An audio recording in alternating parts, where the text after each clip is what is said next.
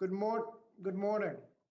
The Subcommittee on Higher Education and Workforce Investment will come to order. Welcome, everyone. We know that Chair Wilson is unexpectedly unable to participate, so I will be chairing the subcommittee this morning.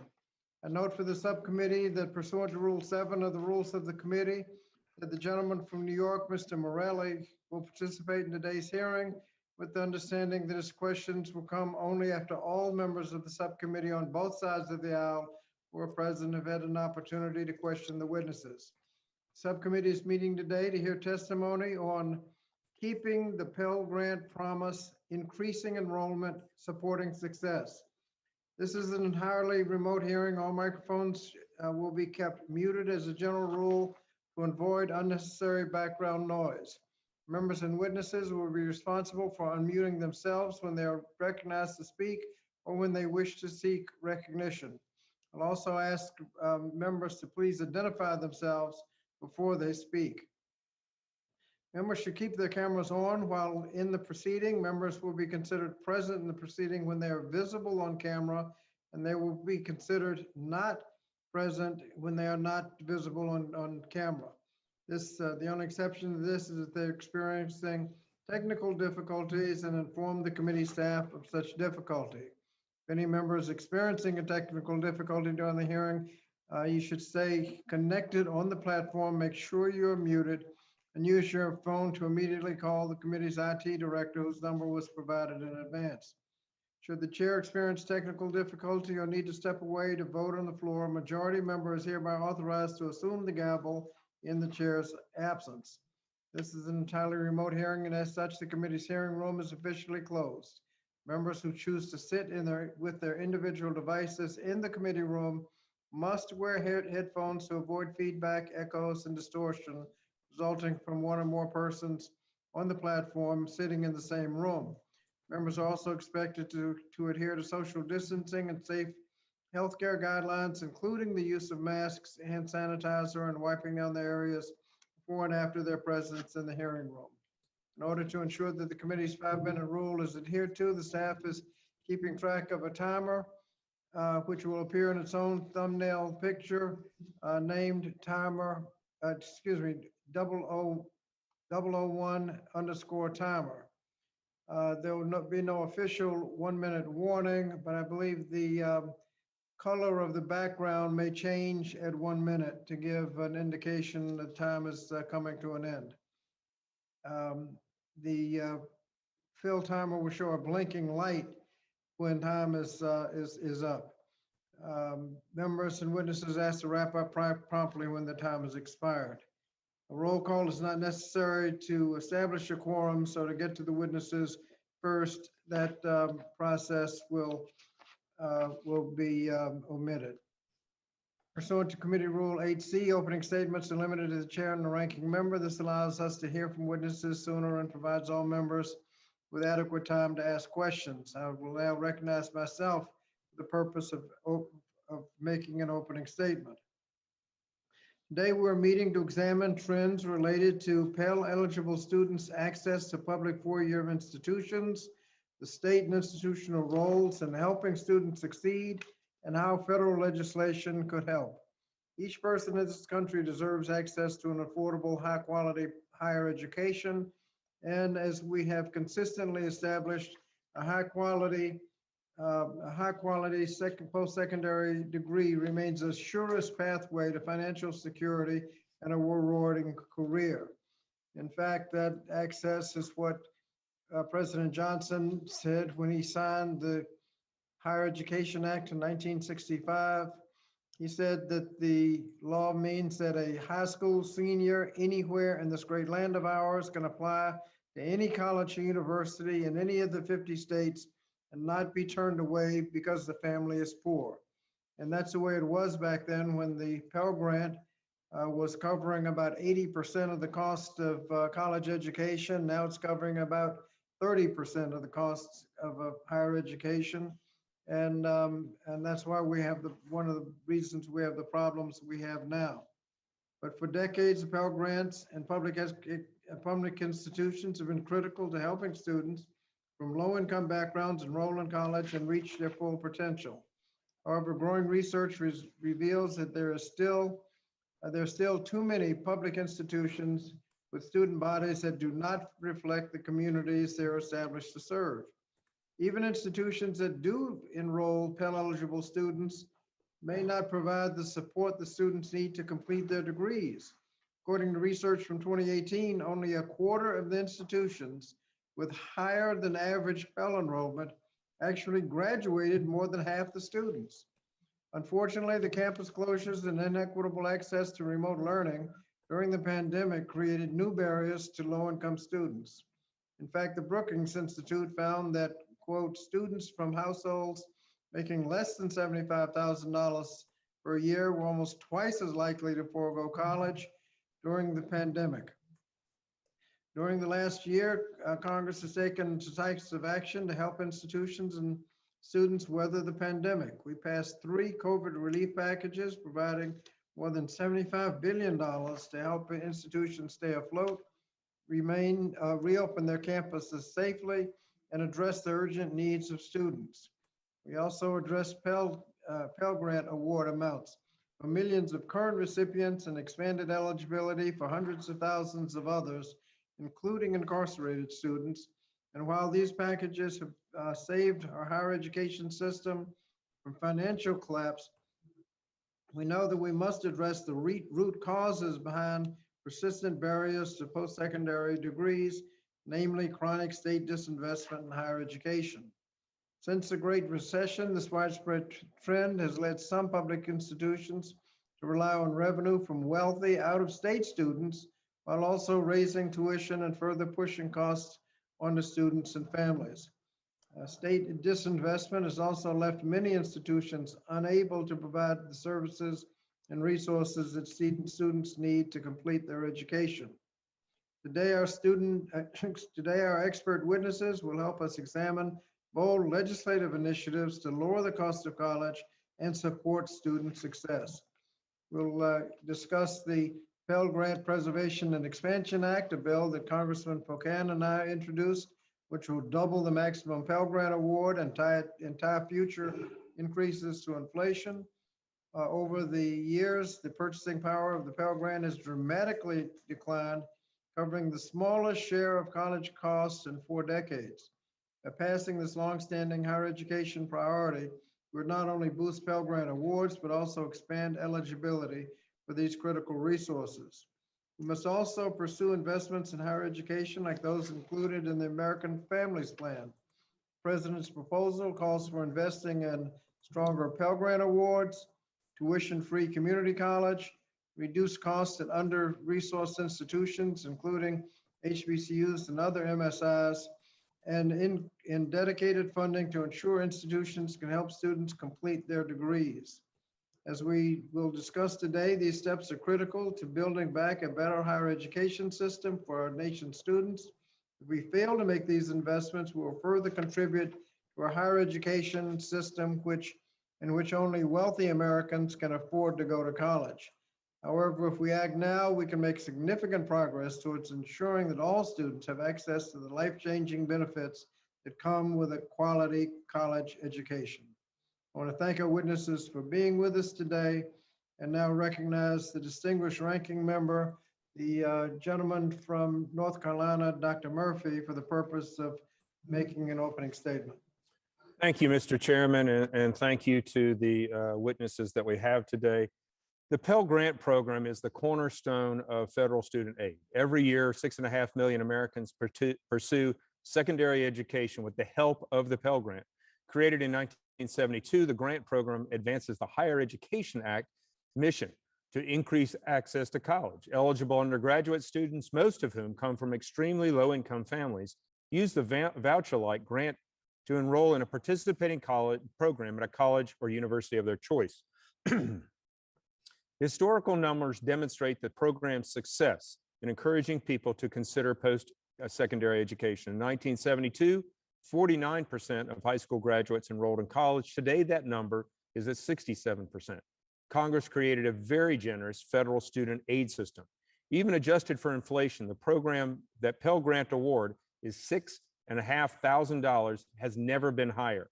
One could reasonably assume that the college has never been more affordable for Pell Grant recipients. Sadly, the truth is that colleges and universities, not the students, are the major beneficiaries of the Pell Grant program. In a 20-year period from 1997 to 2017, the Pell Grant increased 44% in real terms. Yet the maximum Pell Grant, as a percentage of published prices, went from covering 94% of tuition and fees in 2004 at four-year colleges to 61% in 2015. Former Secretary of Education William Bennett believed that the federal student aid program allows institutions of post-secondary education to raise their prices because the institutions know that widely available federal loan and grant subsidies will cushion the blow of increased consumer costs. In fact, I have written extensively on administrative bloat, not only as a member of Congress, but also as I witnessed the explosion of administrative bloat when I was a member of the Board of Trustees at Davidson College. This may have just been a hypothesis when he made the claim in 1987. However, newly available data now proves that the Bennett hypothesis was correct. A recent analysis by the Federal Reserve Bank of New York examined the link between student aid and college costs. The report found a pass-through effect of Pell Grant awards and published tuition prices. In other words, every dollar the federal government increases student aid, college raises their prices by an incremental amount. Additional dollars allocated to poor students will eventually wind up captured by these institutions. Congress wanted to subsidize students, but wound up subsidizing institutions. Schools are taking advantage of the taxpayers' charity.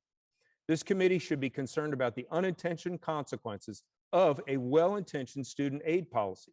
Republicans and Democrats' goal to make college more affordable for all families has led to skyrocketing costs. We cannot afford to perpetuate a system trapped in a vicious Bennett hypothesis cycle. There is no question that the promise of higher education is broken. Eventually, colleges and universities must be held accountable for their actions and justify their outrageous prices. Congress must recalibrate the federal student aid program to account for revenue-hungry actions of institutions. Institutions focused on increasing revenue means less time and fewer resources are spent on actual student success initiatives. Millions of Pell Grant recipients have failed to earn a post-secondary credential. The four-year completion rate for all baccalaureate degree students is a paltry 44%. The costs of failing to complete on time are enormous. Each additional year of school in a public four-year college costs over $60,000 after accounting for school expenses and lost wages. It is not only low-income students suffering from failed higher educational policy. Even if the students do graduate, there are serious questions about the value of education that they receive. A 2018 Job Outlook survey conducted by the National Association of Colleges and Employers found that almost 80% of students considered themselves proficient at oral and written communications, but employers only thought 40% of their students were competent communicators. Pumping additional dollars into the Pell Grant program will not solve these serious underlying issues plaguing the higher education sector. Comprehensive reform of the HEA's accountability framework will do more to help students in the long term than just pouring money into a failing system. Republicans know that there are many paths to lifelong success. The commanding heights of the American culture pressure too many people into narrow baccalaureate degree pipelines.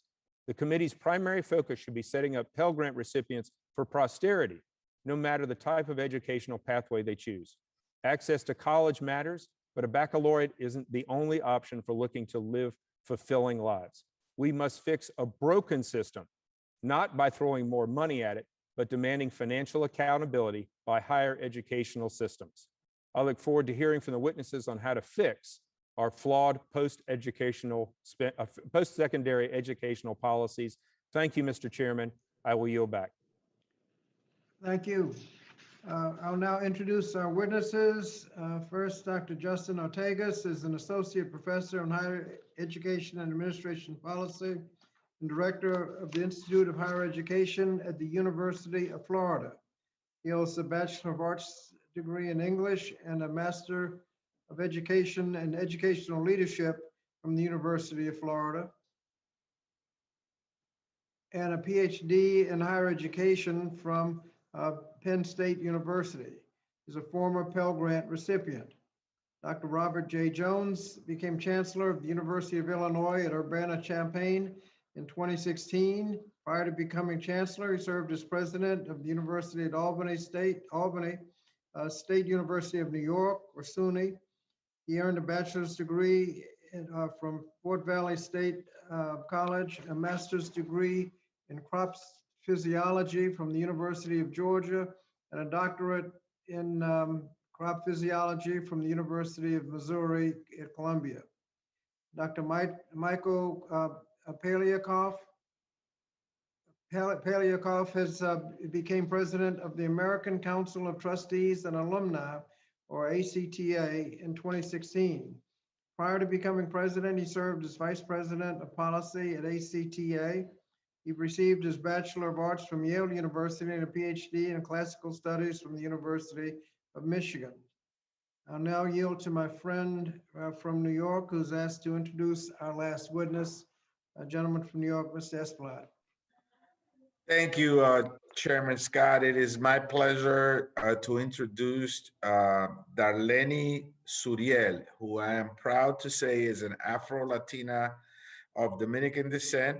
She's a student at City College, where I taught as an adjunct professor, Mr. Chairman, right in Harlem, right in Hamilton Heights, in the 13th Congressional District. And she is a current Pell Grant recipient. She previously attended SUNY Purchase and Borough of Manhattan Community College, where she completed her associate degree in December of 2020. She also works as a policy assistant for degrees at NYC at the Gator Riverside Center. I know very well. When I was a member of the state Senate, I represented the Columbus Avenue area in the 80s, where Gator Riverside provides those critical services. And she focuses on equity and success in post-secondary education completion. I look forward to learning a great deal from Ms. Suriel. She will instruct us and educate us all, as she is an important voice in this debate. And I thank you, Mr. Chairman, for giving me the opportunity to introduce her. I yield back. Thank you, and I want to welcome all of our witnesses. We appreciate them for participating today and look forward to their testimony. Let me remind the witnesses that we have your written statements and it will appear in full in the hearing record. Pursuant to Committee Rule 8D and committee practice, each of you is asked to limit your oral presentation to a 5-minute summary of your written statement. But before you begin your testimony, please remember to unmute your microphone. During your testimony, staff will be keeping track of time and a light will blink when time is up. Please be attentive to the time and wrap up when your time is over, and then remute your microphone. If any of you experience technical difficulties during your testimony or later during the hearing, you should stay connected on the platform. Make sure you are muted and use your telephone to immediately call the committee's IT director, whose number was provided to you in advance. We will let all the witnesses make the presentations and then move to member questions. When answering questions, please remember to unmute your microphone. Witnesses are aware of their responsibility to provide accurate information to the subcommittee, so we'll now proceed directly to their testimony, and we'll begin with Dr. Ortegas. Dr. Ortegas, you're recognized for 5 minutes. Chairman Scott, Ranking Member Murphy, and members of the subcommittee, thank you for the opportunity to testify today. My personal journey from Pell Grant recipient to college professor is a testament to how need-based aid can change the trajectory of students' lives. The Pell Grant program is designed to increase educational attainment for lower-income individuals who may not reap the benefits of a college education otherwise. Unfortunately, the purchasing power of the Pell Grant has diminished over time. The maximum Pell Grant previously covered 79% of the average cost of attending a public four-year institution, but today's Pell Grant only covers 29%. The college enrollment rates of individuals from low-income families are significantly lower than their upper and middle-income peers, particularly among students of color and public flagship universities. Even after controlling for academic ability, college enrollment rates for high school graduates from the lowest earning families are 30 percentage points lower than high school graduates from the highest earning families. The United States had a problem with low enrollment among low-income students before the COVID-19 pandemic, but that problem has intensified over the past 18 months. The number of high school graduates who enrolled in college decreased by 6.8% in 2020. But decreases in college enrollment numbers were 2.3 times greater for students from low-income high schools when compared to students from higher-income high schools, with the sharpest enrollment declines at public colleges and universities. So why aren't more low-income students obtaining the benefits of college? Generally speaking, there are two types of barriers that prevent low-income students from enrolling in college: informational barriers and financial barriers. Despite the importance of removing informational barriers by simplifying and streamlining the admissions and financial aid processes, low-income student barriers are rooted in their financial distress, and the most effective policy solutions will directly address that reality by increasing need-based financial aid and thereby reducing unmet financial need. State disinvestments in higher education are another important consideration in this conversation. Nationally, state appropriations for higher education remain 6% below fiscal year 2008 levels, and 12 states are at least 20% below their pre-recession levels. This general trend has played a part in rising tuition at public four-year institutions and the affordability crisis facing low-income students. Numerous studies have showed the positive impact of need-based financial aid on low-income students' likelihood of college enrollment, persistence, and degree completion. In one rigorous study, a team of researchers found that providing Pell Grant recipients with access to additional need-based aid increased their likelihood of going to college, graduating from college, and earning higher wages in the labor market. That same study shows that increases in need-based aid represent a good investment that pays for itself several times over, given that estimated increases will allow the government to fully recoup its investment within 10 years. Current and future investments or conversations and efforts designed to improve college access and student success among low-income students should be informed by rigorous evidence and data-informed best practices. One example is the Hale Scholarship at the University of Michigan, which increased application rates by 42 percentage points and enrollment rates by 15 percentage points among high-achieving low-income students. And I provide details of that intervention in my written testimony. Another example is the Cuny ASAP model, reflecting a comprehensive approach to student support. Cuny ASAP participants were nearly twice as likely to graduate after 3 years when compared to their peers not participating in the program. The evidence I've outlined provides a clear path forward. Given that the purchasing power of the Pell Grant has decreased over time, the federal government could substantially increase its investment in the Pell Grant to increase access for low-income students. In addition, low-income students benefit greatly from affordability or tuition-free guarantees, given their considerable financial hardships. The academic literature offers compelling evidence of the importance of addressing both informational and financial barriers when seeking to increase access and support success in higher education. The American Families Plan can offer much-needed funding to under-resourced institutions serving a disproportionate share of low-income students and students of color.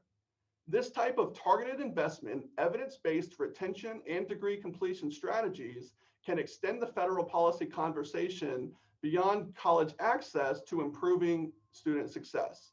Thank you.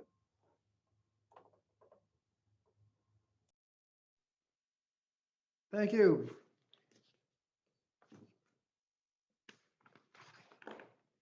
Dr. Jones. Thank you, Chairman Scott and Ranking Member Murphy, and members of the subcommittee for holding this hearing and for inviting me to testify on behalf of the University of Illinois Urbana-Champaign.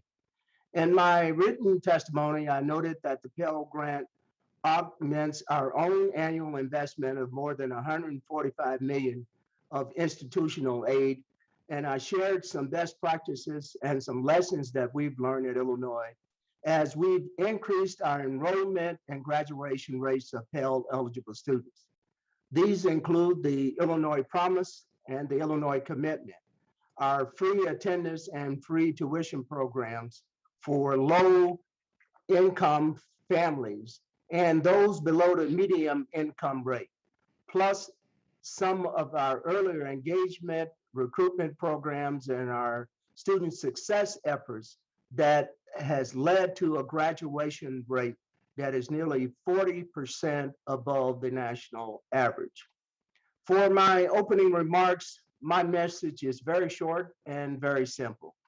I am here to advocate in the strongest possible way for an increase in Pell federal funding, for expansion of the number of families that are able to access these critically important grants.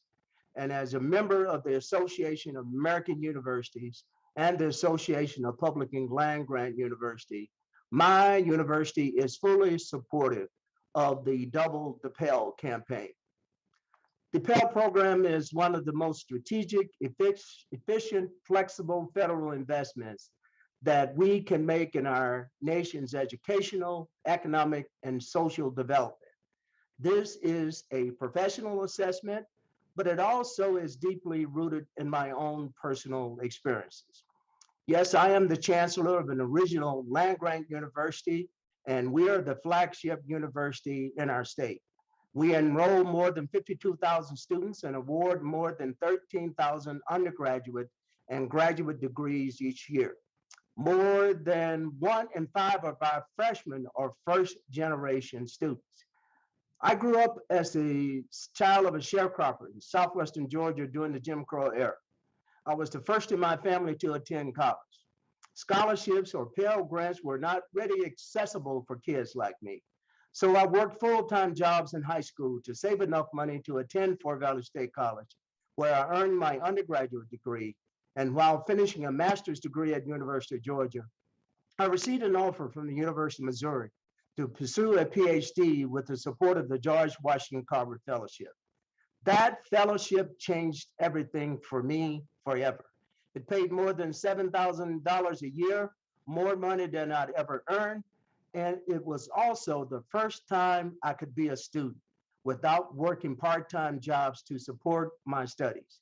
So removing that financial obstacle was a life and career-changing opportunity. In so many ways, I was just lucky.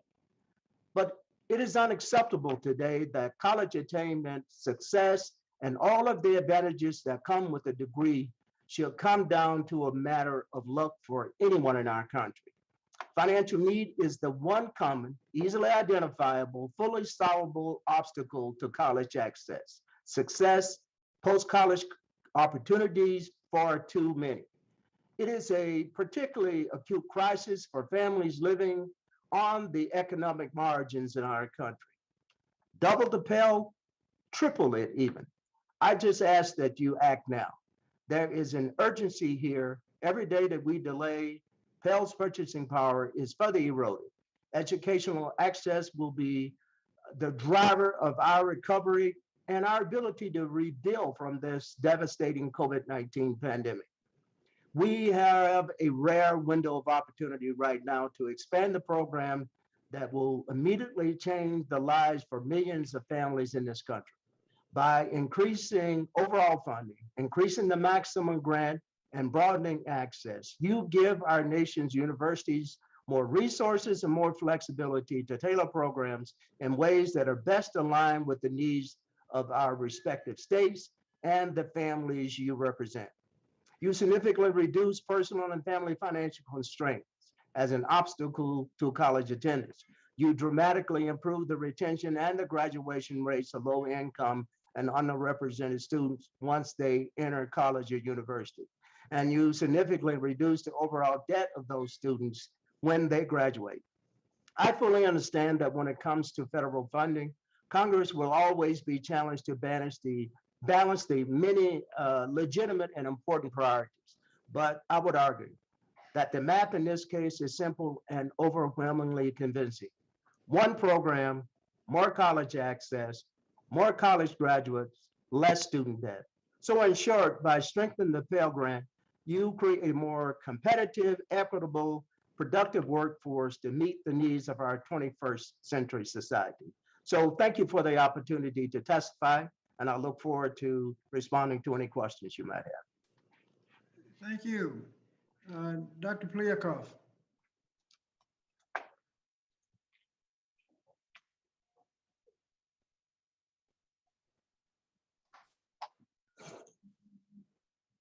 I thank Representative Scott, Ranking Member Murphy, and the members of the subcommittee for the opportunity to address the critical issue of Pell Grants and student success. For over 25 years, the American Council of Trustees and Alumni, ACTA for short, has worked to ensure that America's students receive an intellectually rich, high-quality college education at an affordable price. The Pell Grant has been the cornerstone of America's investment in college financial aid for nearly 50 years. It has been an engine of access to higher education. But for Pell Grants fully to realize their promise, they need greater accountability. The leading education journal Inside Higher Ed states, the value of the Pell Grant hasn't kept up with the cost of college, and we must ask, why not? The price of college is simply too high. The average student who borrows to fund a college education graduates with over $39,000 of debt. Simply increasing federal funding will not solve this issue. During the Great Recession, the federal government helped Americans return to college. The government increased the borrowing limit for undergraduates, while the Recovery Act increased the maximum Pell Grant and expanded eligibility. From 2007 to 2010, Pell Grant expenditures rose from nearly $16 billion to $37 billion, and student loans grew from almost $75 billion to over $110 billion. Despite increased federal aid, growth in tuition costs outpaced both aid and discounting, forcing families to pay more and increasing the amount of student loan debt. Some states saw tuition and fees at four-year public institutions rise by an average of $2,800. After adjusting for inflation, tuition at four-year public institutions rose 19% during the recession. ACTA surveyed over 1,500 public and private nonprofit institutions and found that despite the decrease in certain sources of revenue following the recession, colleges and universities made no comparable cuts in spending. Schools had a choice, cut spending or charge students more. The majority chose the latter. We must recognize that the student debt crisis is fundamentally a spending crisis. Furthermore, a greater portion of this spending is going to non-instructional sources, such as student services, administration, and construction. On this last point, colleges and universities have been profligate. Our research of top-ranked public universities found that the overwhelming majority failed to meet their state's minimum expectations for hours of classroom use, but they built new spaces. In 2015 alone, colleges and universities spent $11.5 billion on the construction and maintenance of 21 million square feet of new space. We must face the music. In total, the United States spends an average of about $30,000 per student per year on higher education, a figure nearly twice the average of other developed nations. Spending has not brought us the outcomes that we should expect. Worse than the spike in tuition that followed the increases in loan limits and Pell Grants is the fact that the completion rates for students who enrolled in college in 2008, 9, and 10 fell. This brings us to the second crucial issue for any Pell Grant legislation, the lack of oversight at the institutional level. Are schools doing enough to ensure that Pell students receive the academic support they need to graduate? When the data finally became available in 2017, an analysis by Third Way referenced by Representative Scott revealed that Pell students graduate at a rate 18 percentage points lower than their non-Pell peers. 214 institutions have Pell graduation rates lower than 25%. A Pell Grant should not be allowed so often to be a ticket to nowhere. Finally, too often policy proposals push students toward four-year degrees, a position which reveals a lack of respect for the value of community colleges and career education. Please look carefully at any proposal that fails to examine how colleges are spending federal funds. We recommend scrutiny of the completion rates at institutions that receive Pell Grant students and echo a suggestion made by Third Way, skin in the game. Institutions with poor Pell Grant completion rates should be held accountable. And we ask Congress to incentivize creative initiatives to lower cost, as Representative Murphy suggested. For example, formation of consortia for instructional delivery, year-round use of campus, baccalaureate degrees in 90 rather than 120 credit hours. Increasing the size of the Pell Grant may well be appropriate, but only if accompanied by rigorous new accountability measures and metrics. Thank you for the opportunity to be with you today. Thank you. And last but not least, Ms. Suriel. Good morning, Chair Scott, Ranking Member Murphy, and members of the U.S. Higher Education and Workforce Investment Subcommittee. My name is Darlene Suriel. I am a first-generation Afro-Dominican immigrant from the Bronx and a senior at the City College of New York. I also work at Degrees NYC, a collective impact movement working towards education equity in New York City.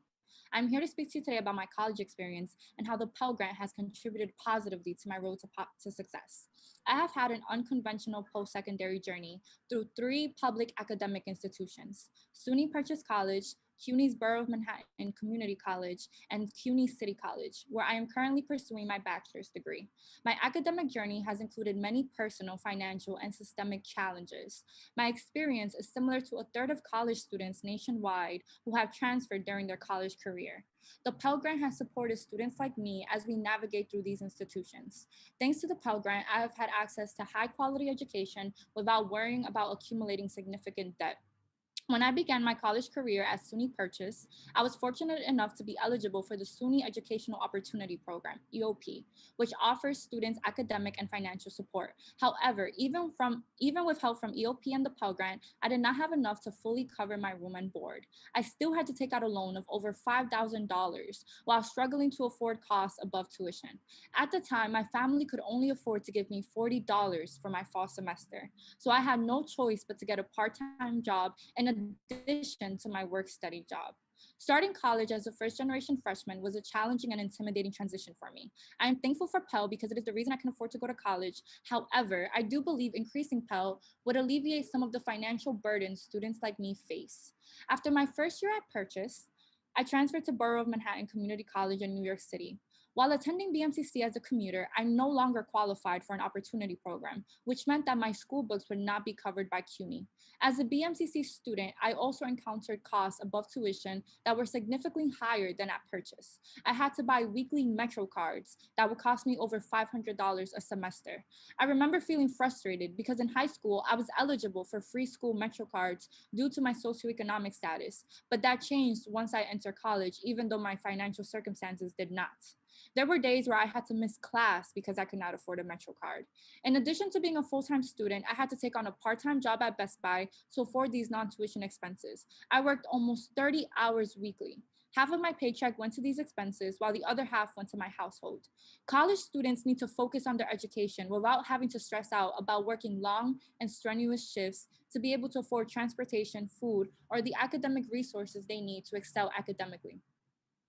The pandemic has shined a light on the food insecurity, housing insecurity, digital insecurity, and unemployment that college students are experiencing at alarming rates. Almost half of the college student population in this country deals with food insecurity. These financial obstacles can negatively impact a student's academic performance and ability to graduate on time. When I transferred to City College, I was alleviated from many of the costs associated with being a commuter student due to remote learning. My school cafeteria was now my refrigerator, and my school transportation was a Zoom link. If the spring 2021 semester would not have been remote, my Pell Grant would not have been enough to cover these costs. My 2021 spring semester Pell amount was barely enough to cover my tuition. I still had to pay $300 out of pocket. If I had gone to school in person, my expenses above tuition would have exceeded $1,000. I'm a full-time student, a part-time worker, and a caretaker for my 2 siblings with disabilities. My mother and I are the only financial providers of our household. I do not have the privilege of being able to solely focus on my academics due to these financial responsibilities. As I prepare to go back to in-person learning next month, I worry that my Pell Grant would not be enough to cover my tuition, let alone my above tuition expenses. I also worry that I will run out of Pell before attaining my bachelor's degree due to my non-traditional college journey. Expanding Pell would allow college students the opportunity to trust their academic journey instead of treating college as a race that they must complete in 4 years or risk losing their financial aid. The Pell Grant must be doubled so that it can reflect the current needs of college students. About 30% of college students graduate at the traditional 4-year rate compared to almost 60% at a 6-year rate. Expanding the Pell Grant acknowledges this reality and can support students as they pursue a post-secondary degree. Education is supposed to be the great equalizer in this country, but how can that be so if every student does not have an equal chance of affording a college education? The cost of college is more than tuition. Therefore, the amount of Pell college students receive should cover more than just tuition. Passing the Pell Grant Preservation and Expansion Act can increase enrollment and degree completion amongst college students. These students are potential CEOs, doctors, lawyers, congressional leaders, and even presidents who just need their national leaders to believe in them enough to invest in them. We are the future of this country's economy and workforce. Doubling the Pell Grant would not only be an investment in the education of young college students, it would also be an investment in the future of this country. Thank you for your time. Thank you. Thank you. And under Committee Room 9A, we'll now question witnesses under the 5-minute rule. I'll be recognizing subcommittee members in seniority order. Again, to ensure the members' 5-minute rule is adhered to, staff will be keeping track of time. The timer will show a blinking light when time has expired. So please be attentive to wrap up when your time has expired and remute your microphone.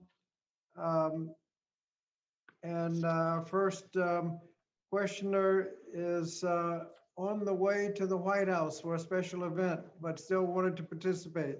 Gentleman from California, Mr. Takano. Oh, thank you, Mr. Chairman. My first question is for Mr. Ortegas. Mr. Ortegas, are you aware of any studies which validate the Bennett hypothesis that was mentioned in the ranking member's opening comments? Yeah, thank you for your question. There are studies that validate the Bennett hypothesis, but they're restricted to for-profit universities. The Bennett hypothesis does not hold well at all with public universities. Public universities obviously have constraints or caps on their tuition through the state oftentimes, but separate from that, all the evidence that finds the limited effectiveness of this actually holding, again, is constrained within the private for-profit sector. That's very interesting, Mr. Ortegas, because the chairman and this committee have really done some groundbreaking work to rein in for-profit universities.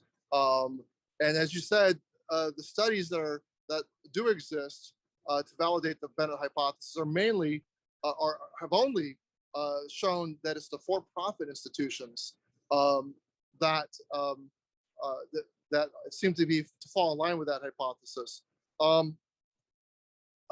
So the research does show that for-profit institutions base tuition on the amount of financial aid available.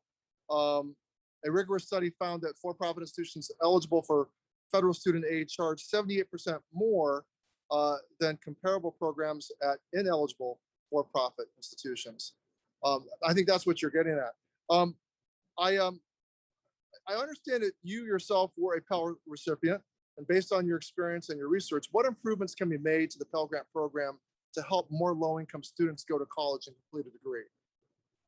Sure. A couple things I referenced in my testimony are the informational and financial barriers. So obviously for informational barriers, if we could reduce the uncertainty, reduce the complexity for getting the Pell Grants in the hands of lower income students, that's kind of a no-brainer and straightforward with some legislation and administrative action we've seen. The most obvious and pressing component is increasing the Pell Grant, providing additional financial aid. You're exactly right. I was a Pell recipient, and this really provided me the option and the privilege to stop being a cashier at the local Winn-Dixie grocery store and focus more on my studies and my pursuit of higher education. I think all students should be afforded that opportunity and leverage to be able to focus on their academic work in that same way. But there's an overwhelming amount of literature speaking to the positive impact of need-based aid, so which really ties to the need to then increase the Pell Grant in a meaningful manner. Well, thank you for that. How has the pandemic worsened barriers for Pell Grant recipients, and what can be done at the institutional, state, and federal levels to alleviate these barriers? Sure.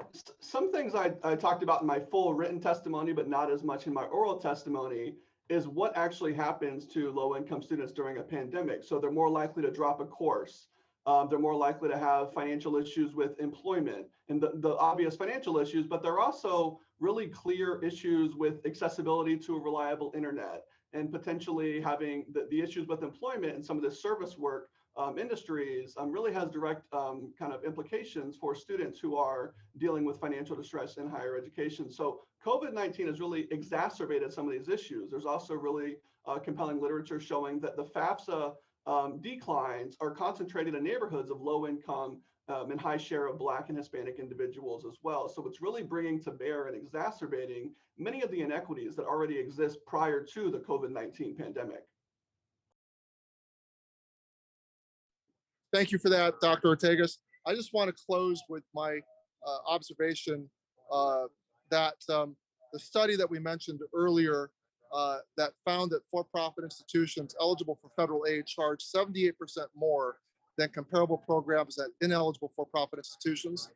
The study also showed that the price differential between the for-profit institution receiving federal aid and the ineligible institution is approximately the same amount of the federal subsidy, meaning that students pay the same in the net price at either type of for-profit institution, but the ineligible for-profit school pockets the federal aid. This strongly suggests that we need better oversight of the for-profit sector, not that we should stop providing students with federal aid to enroll in college. I yield back, Mr. Chairman.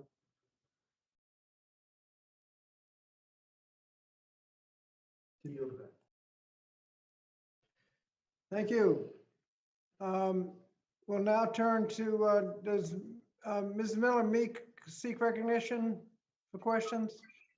Yes, sir. Thank you so much. Good, thank you. Recognize 5 minutes. I appreciate the opportunity to address our witnesses, so thank you very much.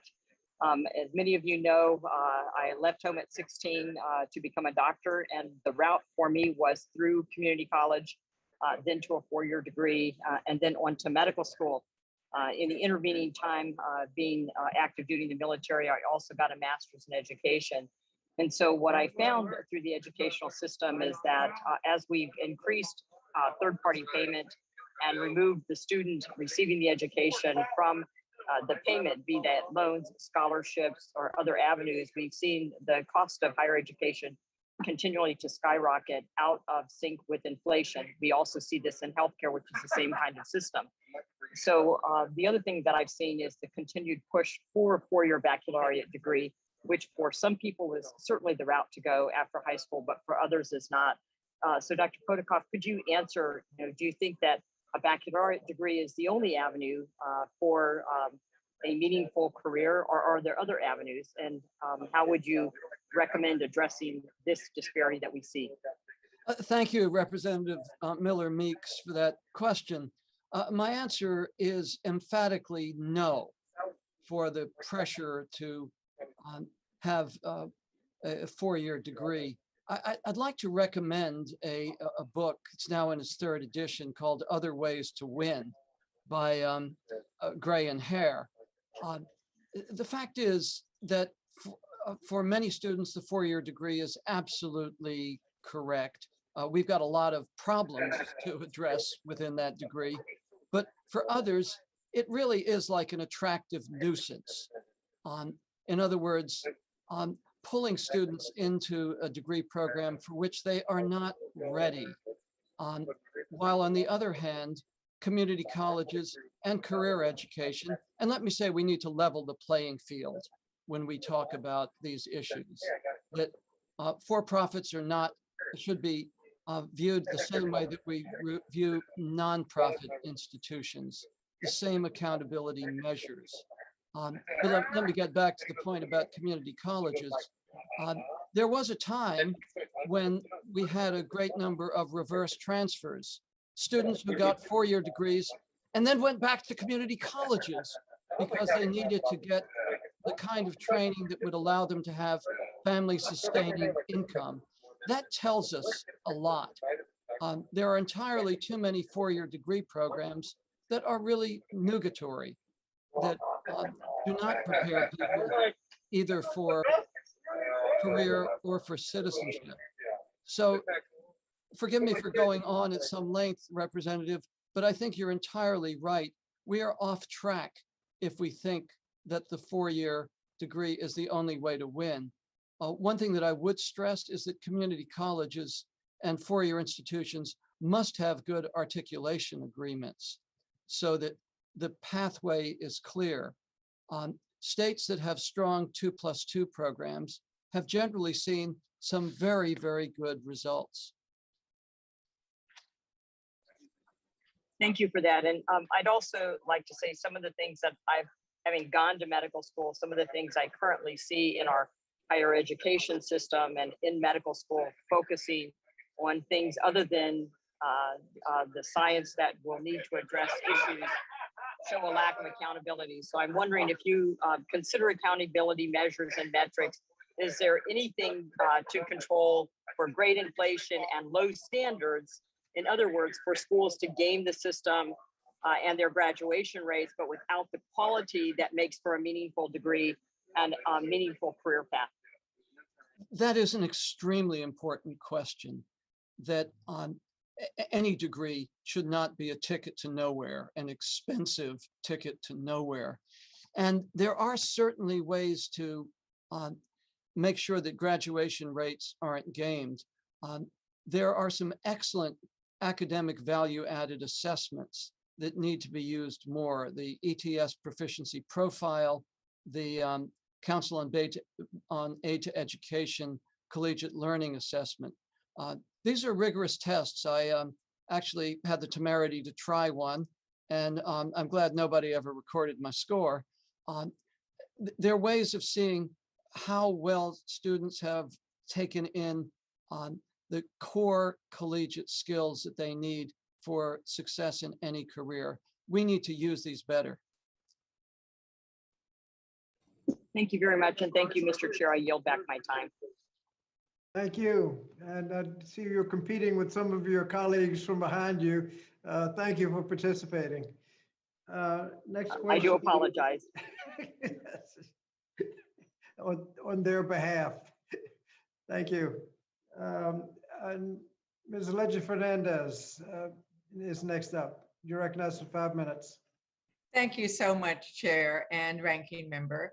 I do consistently hear from constituents in schools in my district that the Pell Grant is so essential.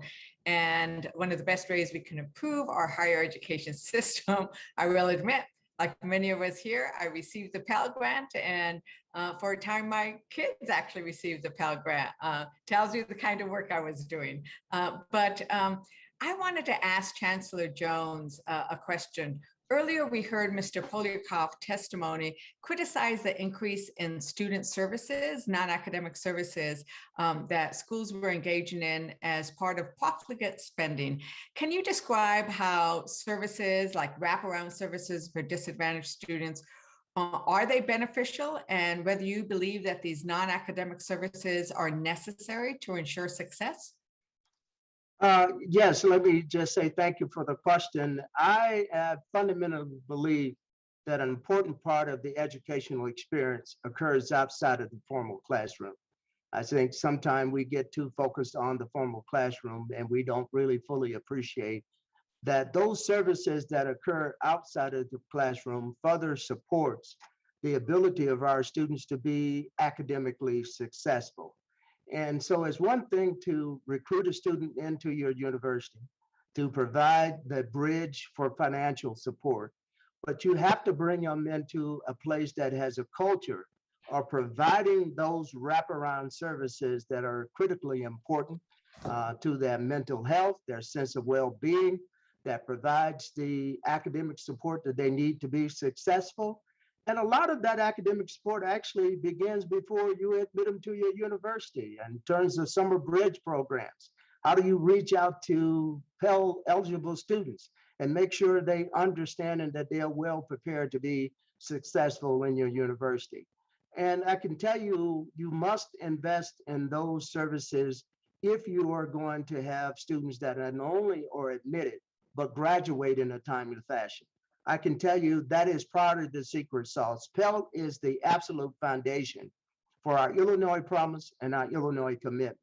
But those wraparound services we provide for students once they get here is the reason that our graduation rate for Pell students is between 80 to 82%, one of the highest, 39, 40% higher than the national average, and only about 6% lower than what the majority population. And we're working hard to close that gap by investing in those wraparound services that really does make the difference.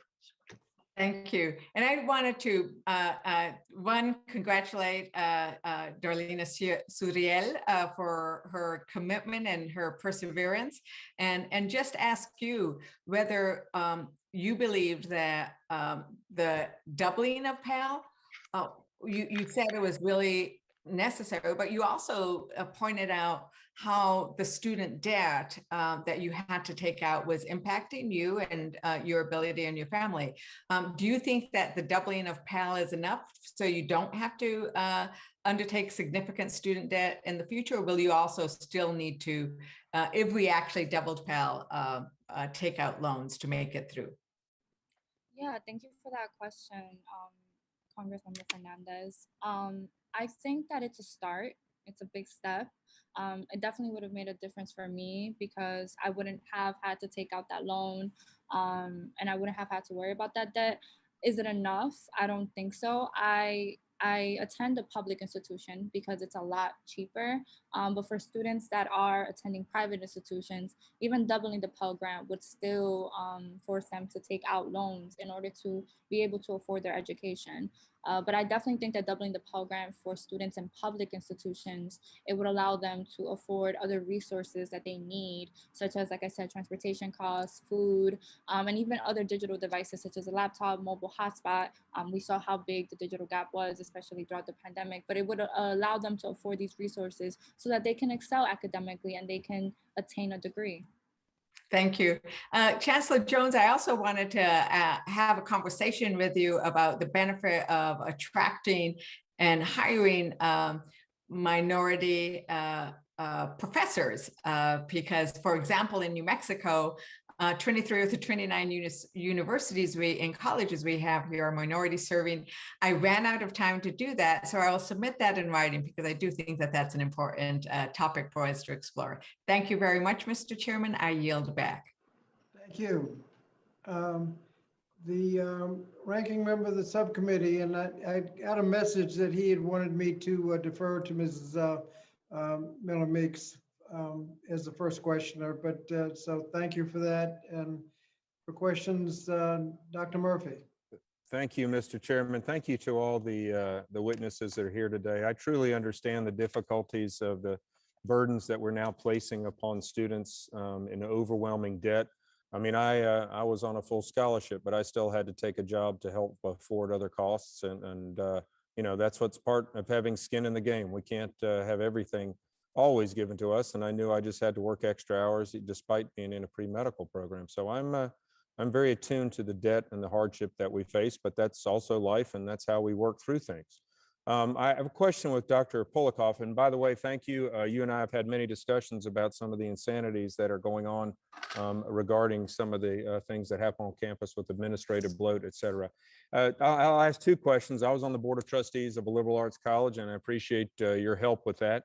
Can you discuss the role that you believe Board of Trustees have about that are occurring on college campuses these days? I was on one that at times was just a rubber stamp, and I don't think that's what boards should be, but I'd appreciate your evaluation of what's going on college campuses these days.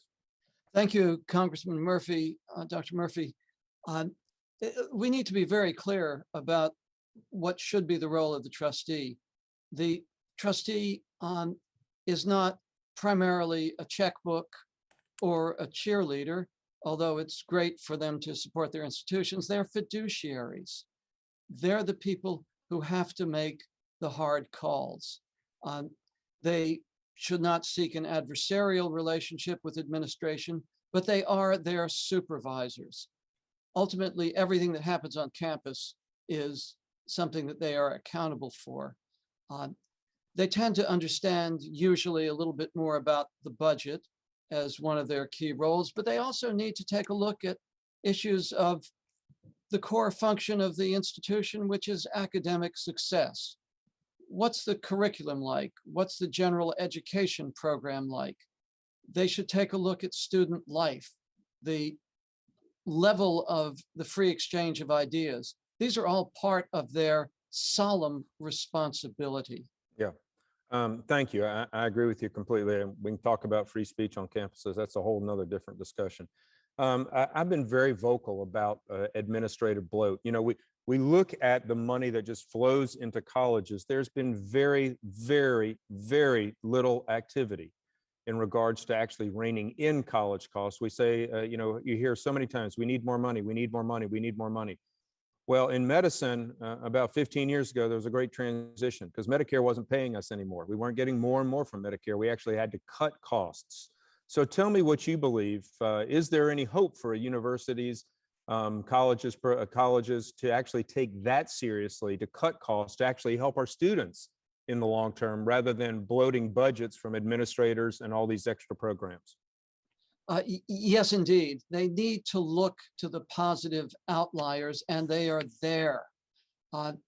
Purdue, President Mitch Daniels, former governor, has an administrative cost that's $1,100 less than the peers. They have had a tuition freeze for 7 years. The tuition went down from the time he started as president, and their academic measures have simply been going up all the time. This can be done. Arizona State University is another example where administrative costs have actually dropped per student.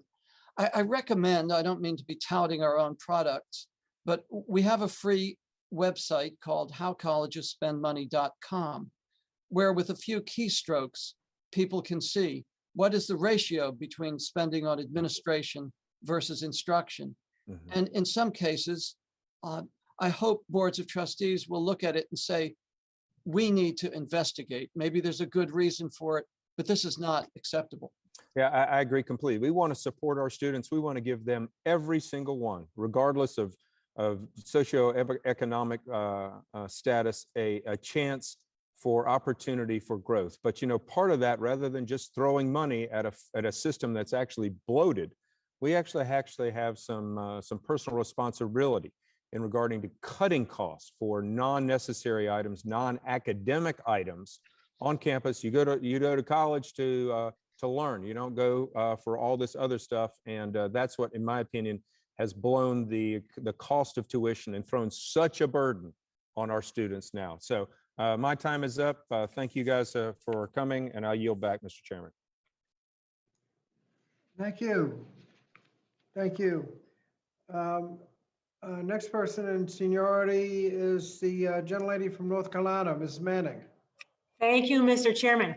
And thank you for holding this very important hearing on an issue that is so important to my district. I represent a district that has 13 colleges and community colleges, including 3 HBCUs.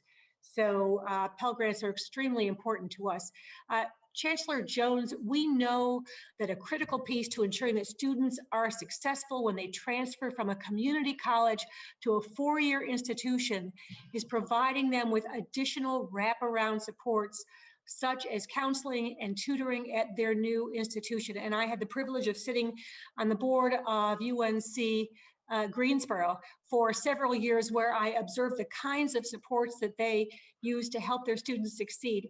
So I wonder if you can tell me, do you work directly with community colleges in your state to recruit transfer students? What supports are available to ease the transfer process for Pell Grant students moving from community colleges to your institution? Because I know we can all learn from your experience.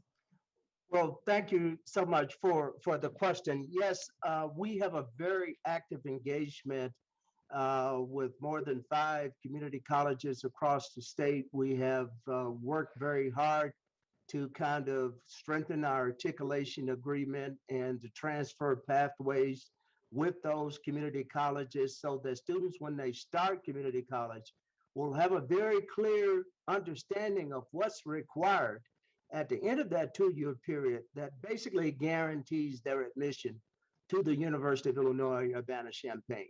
And it is something that we are constantly coming back and reviewing and tweaking, because there are glitches sometimes where a certain student might not quite meet the criteria, and we're constantly rethinking that.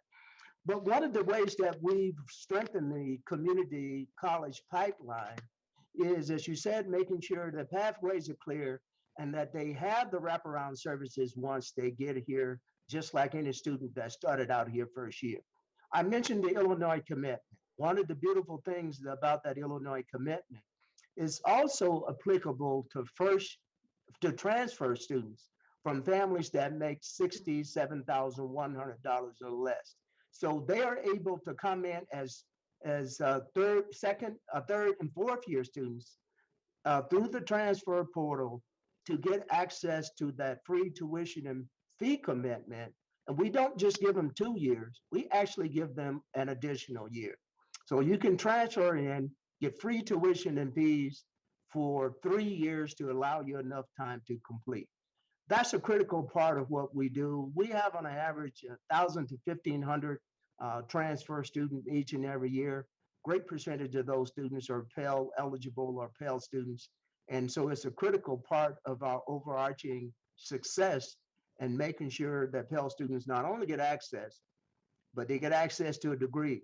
They graduate at very high rates, and they have a very high participation rate in what we call first year experiences or first year destination, where 93% of our students have their first destination within 6 months of graduating.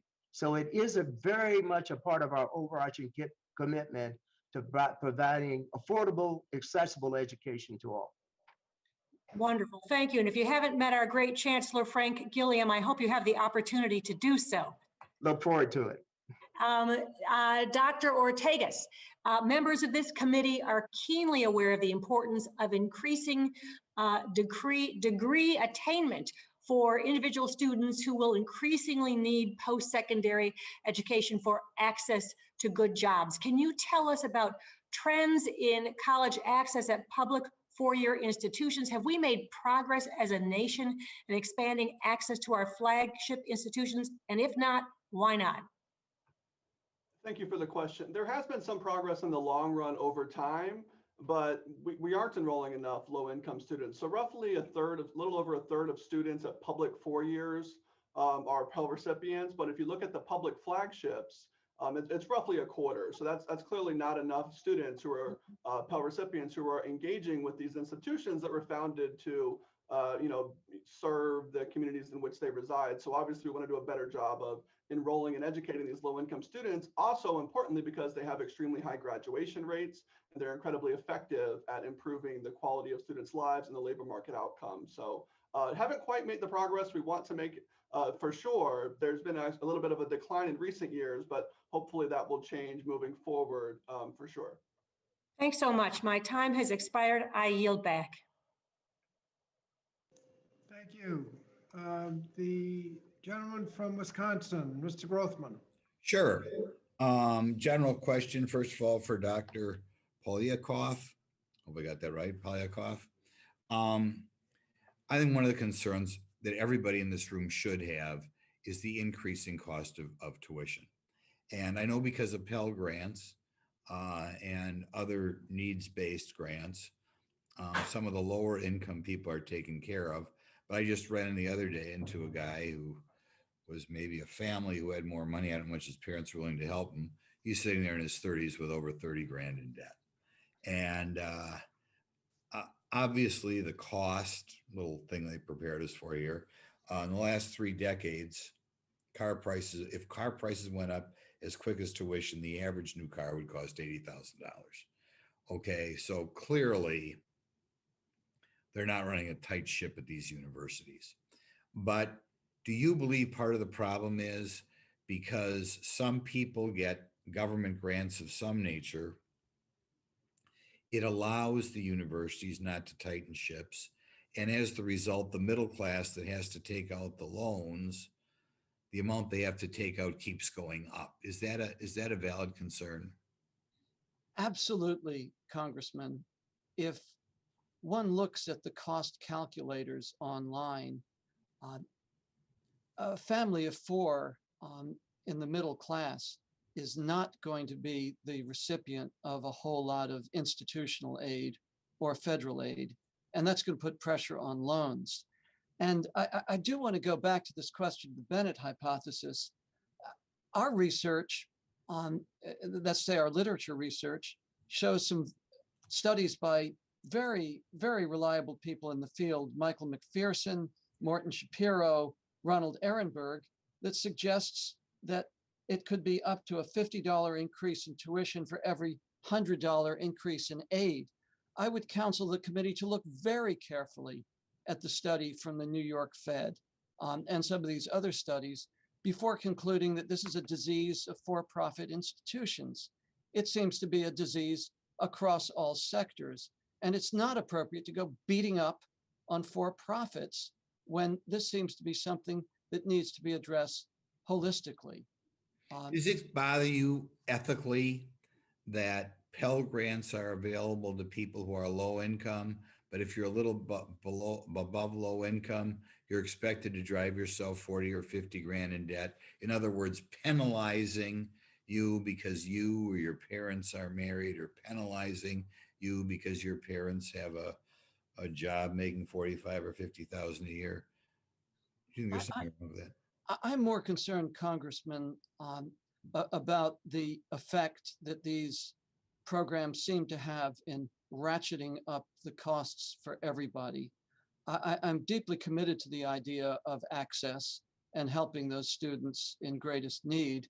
But when those programs are simply being used as part of a vicious cycle whereby they institute more tuition increases, which will be problematic for middle-class students, something's very wrong with the picture. I would also suggest— And you say that particularly, I want to understand, it's particularly troublesome for middle-class students because they don't get Pell grants, right?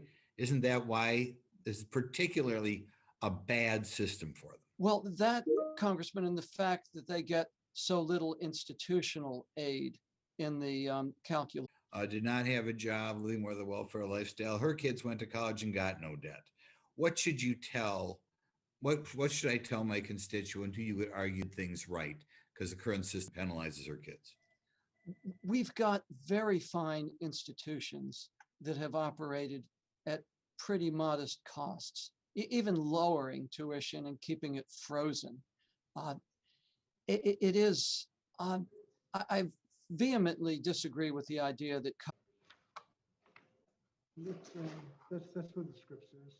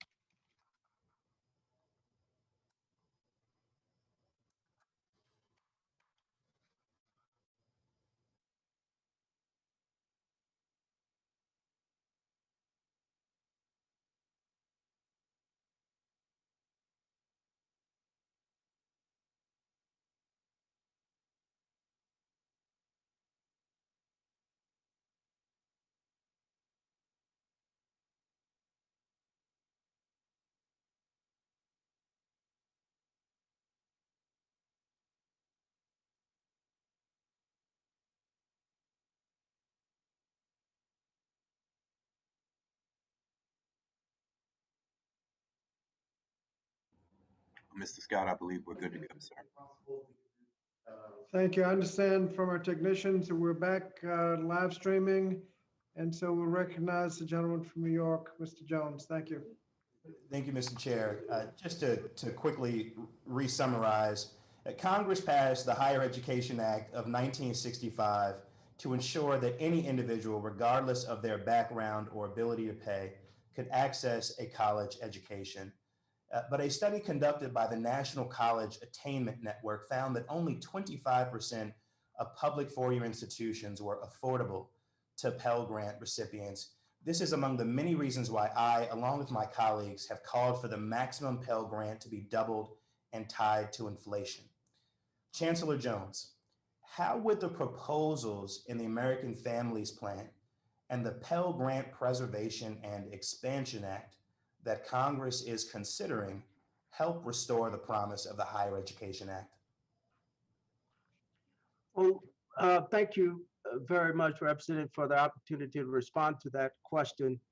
I think the commitment to really increase Pell is essentially getting the money back in the hands of the students that need it the most to assure accessibility to an affordable education. And as I said in my oral and my written testimony, the Pell Grant is absolutely the foundation on which universities like the University of Illinois have been able to increase the investment of its own resources.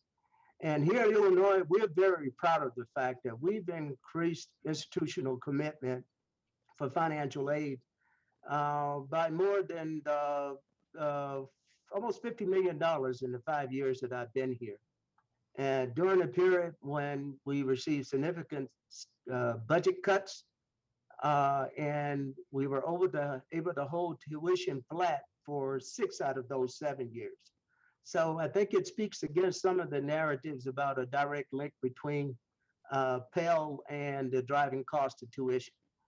And so I guess my main point to answer your question is that with a doubling of the Pell, or even tripling it if that were possible, will certainly leverage the institutional commitment that we're putting on the table to keep education accessible and affordable.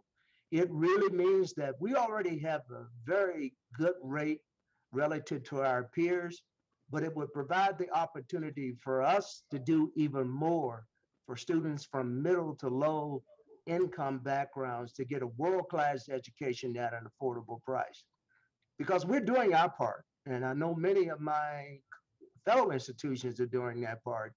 And so doubling Pell would really allow us to leverage institutional resources with state resources to provide a world-class education and minimize the number of students that graduate with substantial debt. We're very proud that here at Illinois, most of our students, the majority, graduate with little or no debt. Those that have debt, which is about 40-something% of our students, the debt that they graduate with is significantly below the national average. On average, our students only graduate with about $24,000 in debt.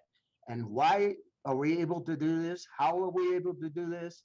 It is because the basic foundation that Pell provides for us to leverage our own institutional resources to keep higher education accessible and affordable. And the main thing I can't emphasize enough are the outcomes. We are very committed to narrowing the gap, and we already have one of the best rates in the country. There should be no gap between the graduation rates of Pell students as it relates to majority students. And we are absolutely committed on destroying that gap, but we need Pell. We need our own institutional resources to get us there. Thank you, Mr. Chairman. I yield back. Thank you. Gentlelady from Tennessee, Ms. Hirschberger. Thank you, Chairman Scott, and thank you to all the witnesses today. I, like Dr. Miller Meeks, you know, I went to school and I had to get any grant that I could get, and anything I could possibly find that would help me pay for tuition. You know, Dr. Polikoff, across the country, and I've talked to people here recently, we've seen these universities go crazy with the initiatives to draw students in, like lazy rivers. They put extravagant restaurants in, they changed the dorm structures just to attract these elusive seniors to come in and do their 4-university bid at their school. And you know as well as I do, that raises tuition. And I guess my question is this, what do you say to these college presidents about tuition going up because of that? And should the U.S. government do anything or change the way they federally fund these universities when the tuition keeps going up? And if you would, what kind of metric would you put in place to help these guys and guide them to change that tuition structure, sir? Thank you, Representative Hirschberger. One of the things that can grow out of the study that we did, howcollegespendmoney.com, which is online, is getting a sense for what's customary. I'm not saying it's reasonable, but what's customary for the ratio of administration to instructional expenditure. And that could well be an accountability metric used. And you know, many states track classroom utilization, which is actually a very good thing before the state makes commitment for public universities to build new buildings. It is a disgrace that on so many campuses, Friday is a dead zone. As Wallace Hall, trustee on from the Board of Regents at Texas, said, you could fire a cannon through any of our classroom buildings on Friday and not hit anybody. That's a waste of taxpayer money, and it corrupts students to think that the real world is 4 days a week and starts at 10 o'clock in the morning. And when the building boom continues that way, it wastes money and it corrupts. So there are places where the federal government and state government can be far more discerning in how money is being used. And if I may say about lazy rivers, I don't mean to be belligerent about Louisiana State University, but their tuition and fees went up 95% between 2010 and 2019, and they spent $85 million on a new recreation center. Now, some part of that might be private money, but anytime you build a new building, it's the gift that keeps on taking because of maintenance, which might actually be the same amount of money as the cost of construction. This is not good leadership. And ACTA certainly calls boards of trustees to account and urges state legislatures to be vigilant about that. Well, I absolutely agree. You know, if I was a business owner and I had some type of funding from the federal government and I knew it was coming and they were going to give me more, of course. You think I'm going to lower the price? More than likely not. So, you know, I'm looking at it from that perspective. For heaven's sakes, if you learn that you're going to get more money from them, it's generally not going to be an issue, is it? You're going to keep those prices the same or you're going to go up. Exactly right. Senator Hank Brown, former senator from Colorado, I was just reviewing what he said before this hearing. In most economic models, if prices rise, fewer consumers with limited resources can afford your services, and thus market forces limit your ability to increase the cost to consumer. In higher ed, however, government grants and loans help cover the increasing prices for those with limited resources. Hence, we've just fallen into the trap of Bowen's law and have supported bad habits that will, as Congressman said, fall heavily on the backs of the middle class in particular. Well, I absolutely agree. And as far as I'm concerned, there needs to be accountability. We want to help those students who need help. But boy, we don't want to continue to give to a bloated environment because the prices just continue to go up. And I appreciate you. And I know my time's up and I yield back, Chairman. Thank you. The gentleman from New York, Mr. Bowman. Thank you, Mr. Chairman.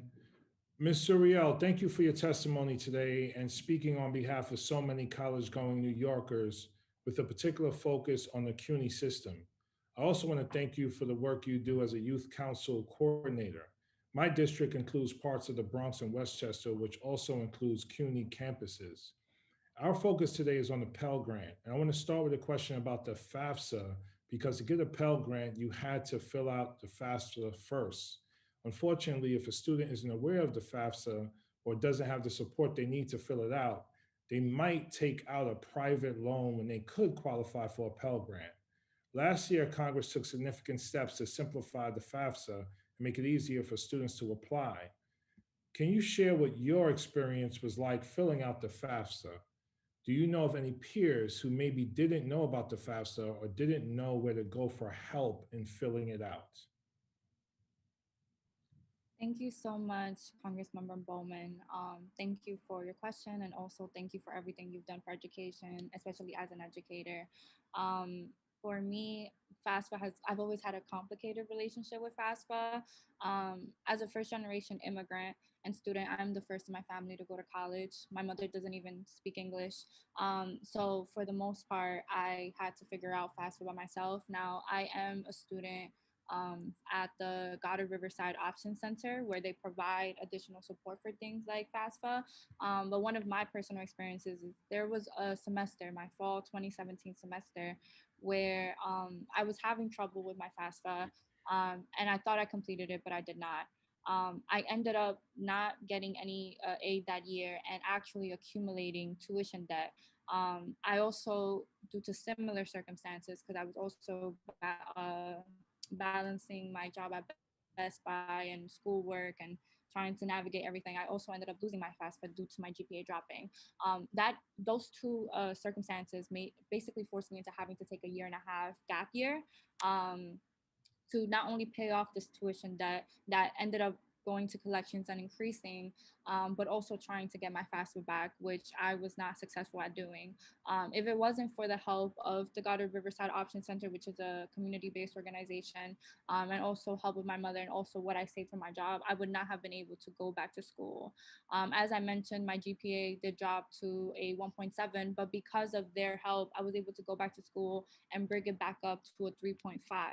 And that's what I'm trying to say, that students need the support. A lot of the things that I'm hearing today is about accountability, and I completely agree. Students need to see this money, but most of the time we're not a part of the decisions of where these federal grants go. If there was a way for this money to be distributed to students, I don't believe there would be so much problems with tuition debt and things of that nature. But as for FAFSA, yes, I do know a lot of peers who either don't know how to fill out their FAFSA, struggle with it, and actually have stopped going to school because of it. So it is something that does deter a lot of students when it comes to degree completion. It sounds like our high schools need to be doing a lot more to support students in terms of FAFSA and post-secondary opportunities, beginning even as early as 9th grade. And, based on my experience in education, I know oftentimes you may have one school counselor to hundreds and hundreds of students. So there's not enough resources there to provide the support that students need. Can you speak a little bit about that? Like, what more could high schools be doing to support students in post-secondary opportunities, whether it's college or careers? And you could speak about it through the lens of FAFSA, if you don't mind. Absolutely, absolutely. Yeah, I totally agree. I think high schools need to start talking about college and also other post-secondary options as young as possible in 9th grade and not wait until the end of junior year or the beginning of senior year. As for school counselors, personally in my high school, we had a different guidance counselor every year. So it was hard to build a relationship. And it was one guidance counselor for over 500 students. Therefore, if you weren't in the top 10% of students performing, chances are you weren't getting support. And like I said, I got a lot of more support from CBOs than I did from my own high school. I also believe that high schools need to support parents. They need to support parents in terms of helping them fill out these FAFSA applications, especially parents who may not have digital literacy, parents who are immigrants and may not understand the language, and the jargon also needs to be a lot more accessible as well to parents and students. Ms. Suriel, you're awesome. Thank you so much for your testimony. Mr. Chairman, I yield back. Thank you. I understand the ranking member of the full committee is seeking recognition. I understand the ranking member of the full committee is seeking recognition. If so, Dr. Fox, you're recognized for 5 minutes. Thank you, Mr. Chairman. I thank the witnesses for being with us today. I appreciated Mr. Polikoff. I appreciate your comments about the lack of oversight around what colleges and universities are doing with the student aid dollars they're receiving. Your testimony notes that there are some institutions that are being better stewards of taxpayer funds. Can you describe what characteristics, quote, good institutions have in terms of providing appropriate academic supports to Pell Grant students? Are those good characteristics common to all those institutions, or are they more about what works on that particular campus? Thank you, Representative Fox. One of the really positive initiatives that I've seen is the Innovation Alliance with schools like Purdue, Arizona State University, New Mexico and others, they have really begun to use predictive analytics in order to spot the needs of students. So many, unfortunately, do arrive with academic deficiencies. And certainly President Michael Crow has done a great job in working with his faculty to address the bottleneck courses where so many students just get discouraged and leave, these being engineering, mathematics courses, things that are just so important for really productive careers. This is so much better than what happens too often at universities, which is that cynically, students are accepted who are not college ready, not prepared to make it, whose ambitions and whose finances will be shattered by having been used as a revenue stream for 1 year without the mechanisms for ensuring their success. Hence, I really do look seriously at the schools that have used new technologies to be able to get help to students quickly. Thank you. Another question. One of the big issues the committees will look at in reauthorization is accreditation. I share some sympathy with institutions trying to innovate in ways that will allow them to deliver the content in a more cost-effective manner. Can you talk about what you see as the problems with the current accreditation constraints and how students could benefit with some revisions to the accreditation process? And if you could be succinct, I have one more question I'd like to ask. Yes, transparency is crucial.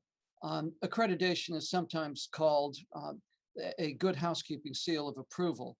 And that binary distinction is applied to schools with appallingly low graduation rates who don't do a good job by their students. That just misleads the public. So one thing we need to do is to be able to get that information out, and maybe ultimately severing Title IV access from the accreditation system of peer review would be an important step forward. Well, thank you very much. There are a number of states that have started to demand more of institutions or students in return for state institutional aid or state grant aid, respectively. Have you had the opportunity to review the effectiveness of these state policies?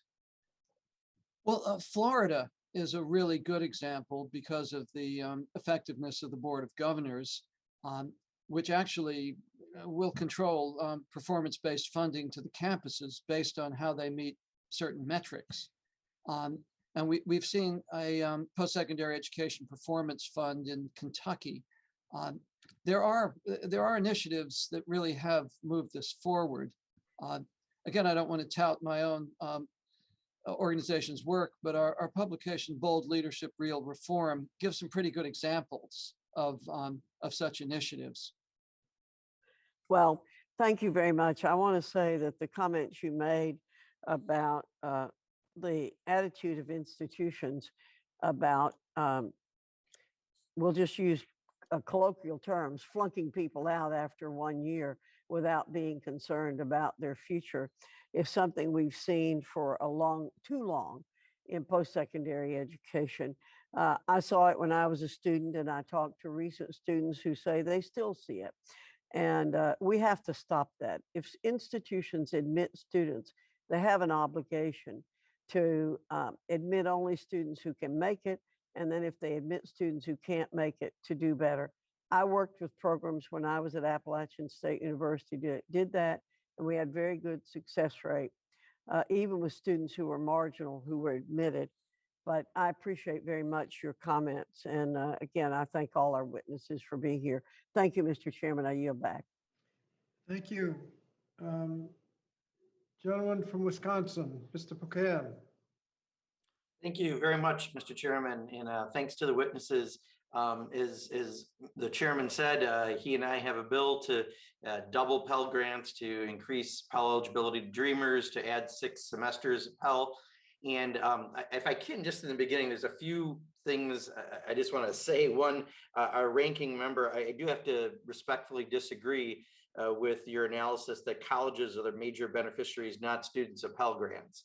as someone who got a Pell Grant and probably wouldn't have been able to go to college without a Pell Grant, I was a beneficiary more than University of Wisconsin-Madison because that allowed me to get that education. In fact, when you say that about universities, University of Wisconsin-Madison was under a legislative freeze on tuition, and they lifted that freeze this year. And guess what?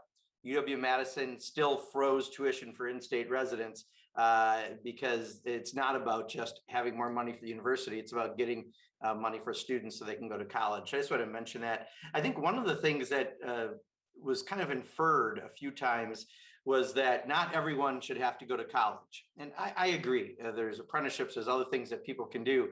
But if you want to go to college, finances shouldn't be what holds you back. And that's the problem with that argument, is you're essentially saying poor people should be in some kind of a caste system and not be able to go to college, and only wealthy people can.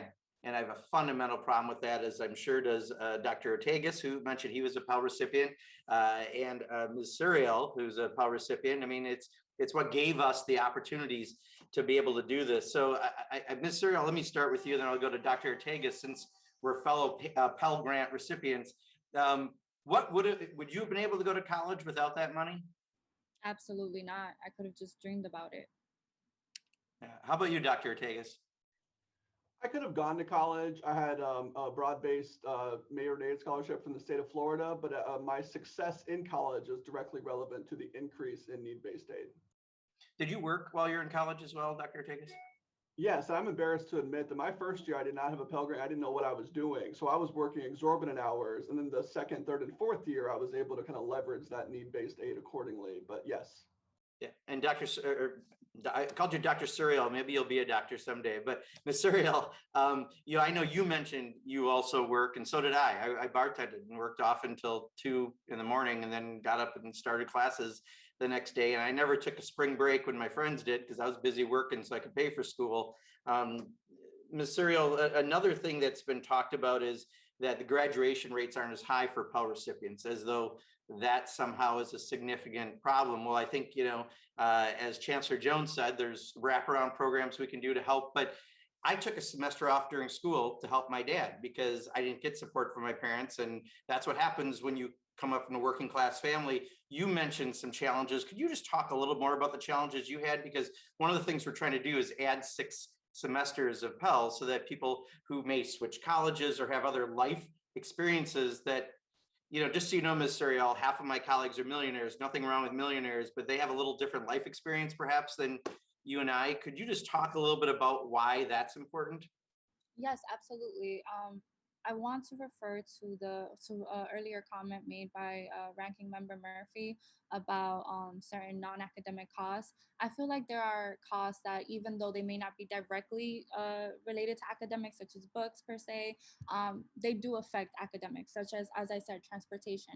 How can you excel at school if you cannot get to school? Such as food. If you are a student that is taking 3 to 4 classes in a day, and you have maybe an hour of a gap hour. So for example, me, the Borough of Manhattan Community College is located in Tribeca, one of the most affluent neighborhoods in New York City.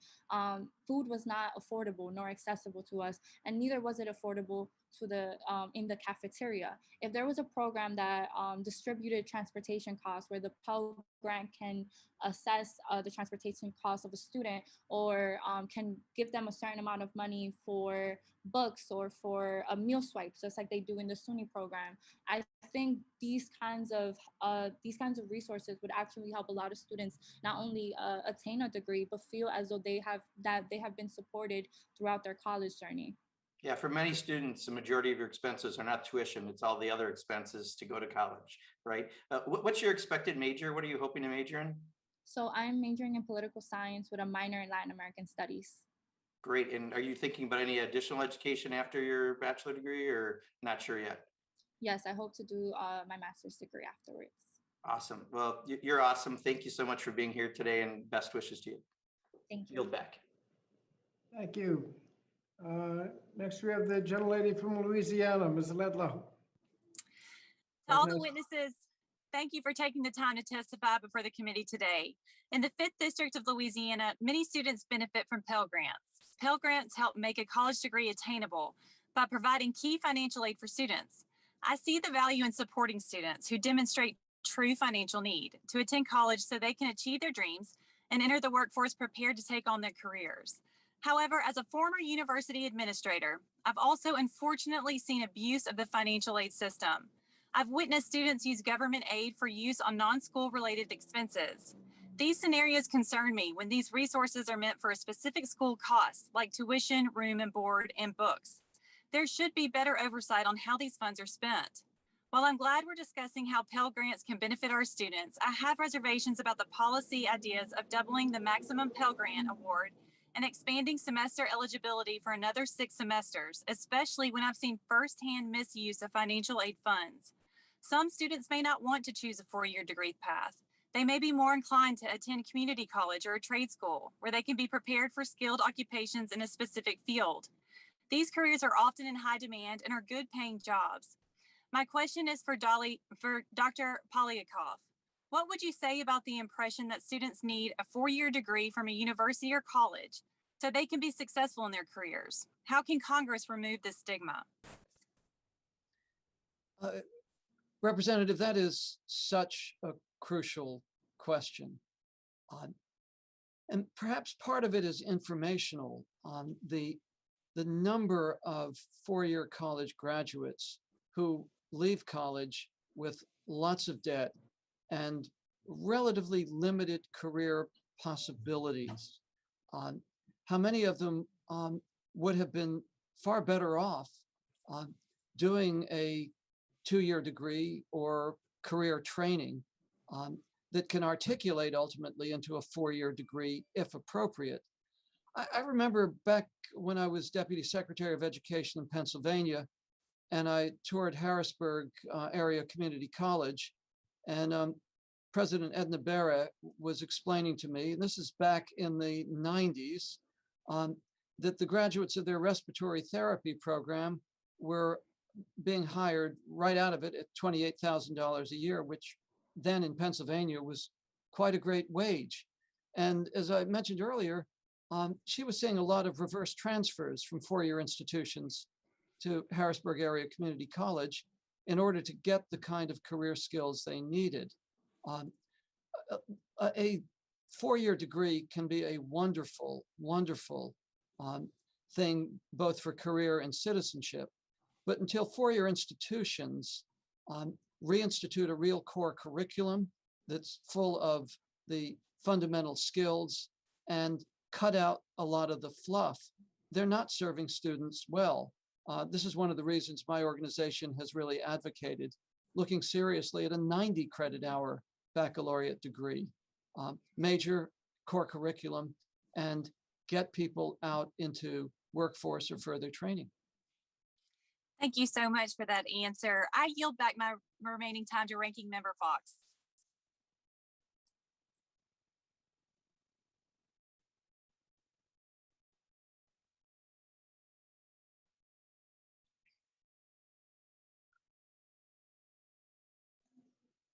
I yield back, Chairman. Thank you. Thank you. And next we'll have the young lady from Oregon, Ms. Bonamici. Thank you so much, Chairman Scott and Subcommittee Ranking Member Murphy, for this important hearing. And thank you to our witnesses. There's a growing college affordability crisis in this country, and it started long before the pandemic. Tuition and fees continue to rise while the amount of financial assistance available to students fails to keep pace. I was on my own when I went to college. I was able to work my way through first at community college, then law school, all with a combination of grants, loans, and work study. And I worked every year. I was able to repay the manageable amount of debt I have, even while working in public service. But unfortunately, this is not the experience for far too many students across the country.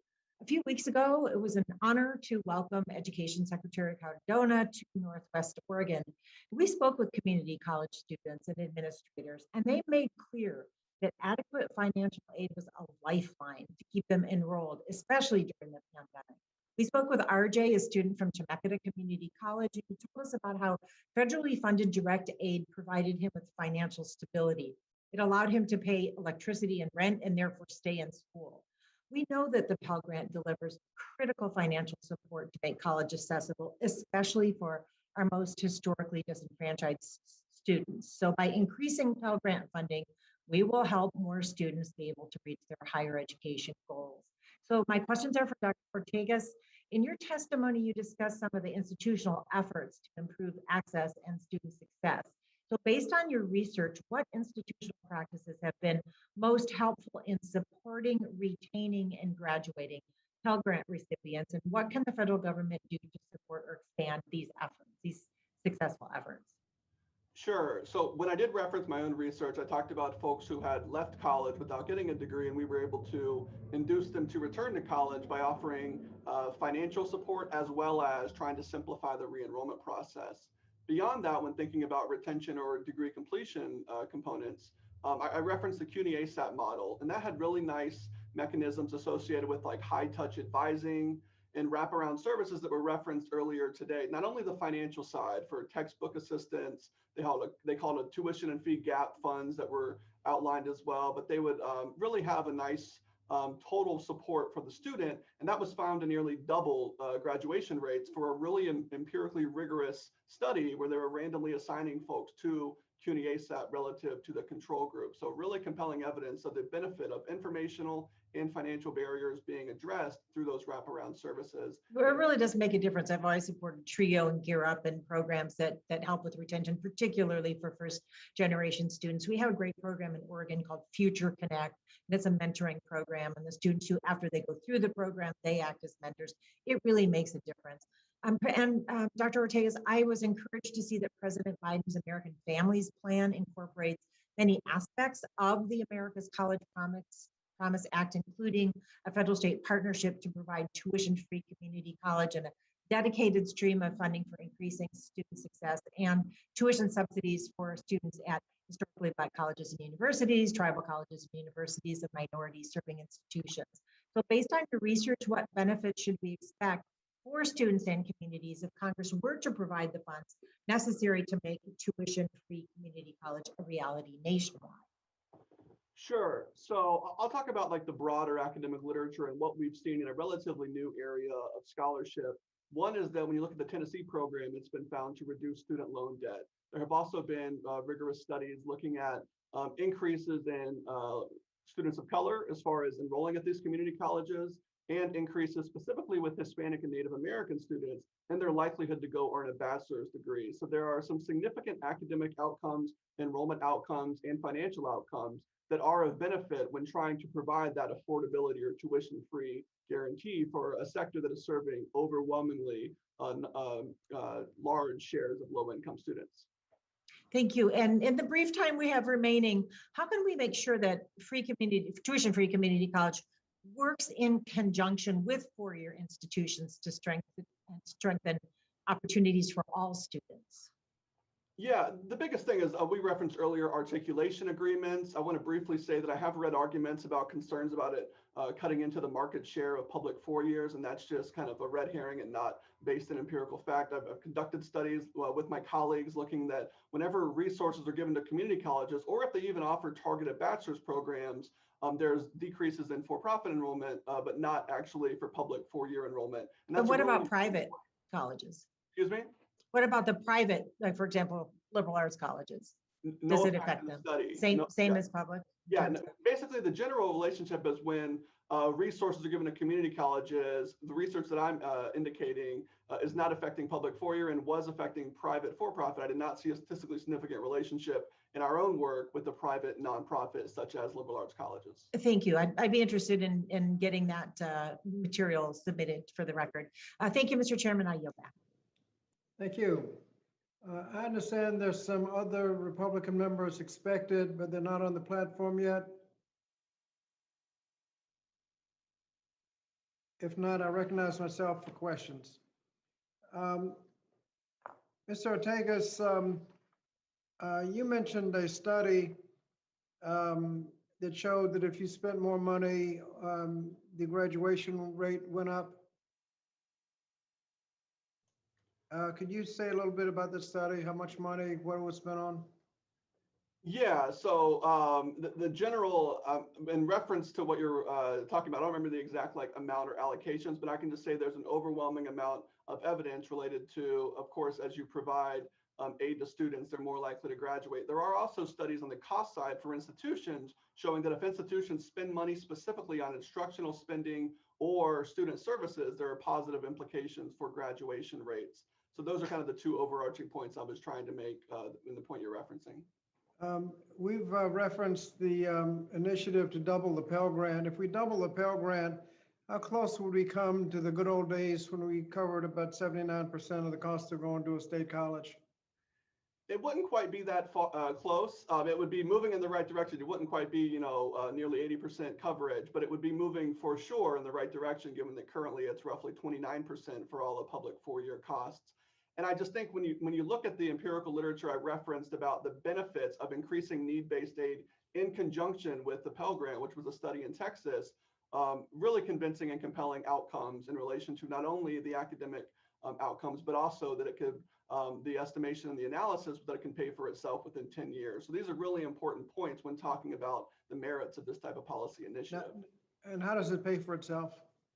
Through tax expenditure. So obviously, if you give folks who have higher wages or earnings in the labor market, it can be beneficial to the government providing that opportunity to engage higher education in that way.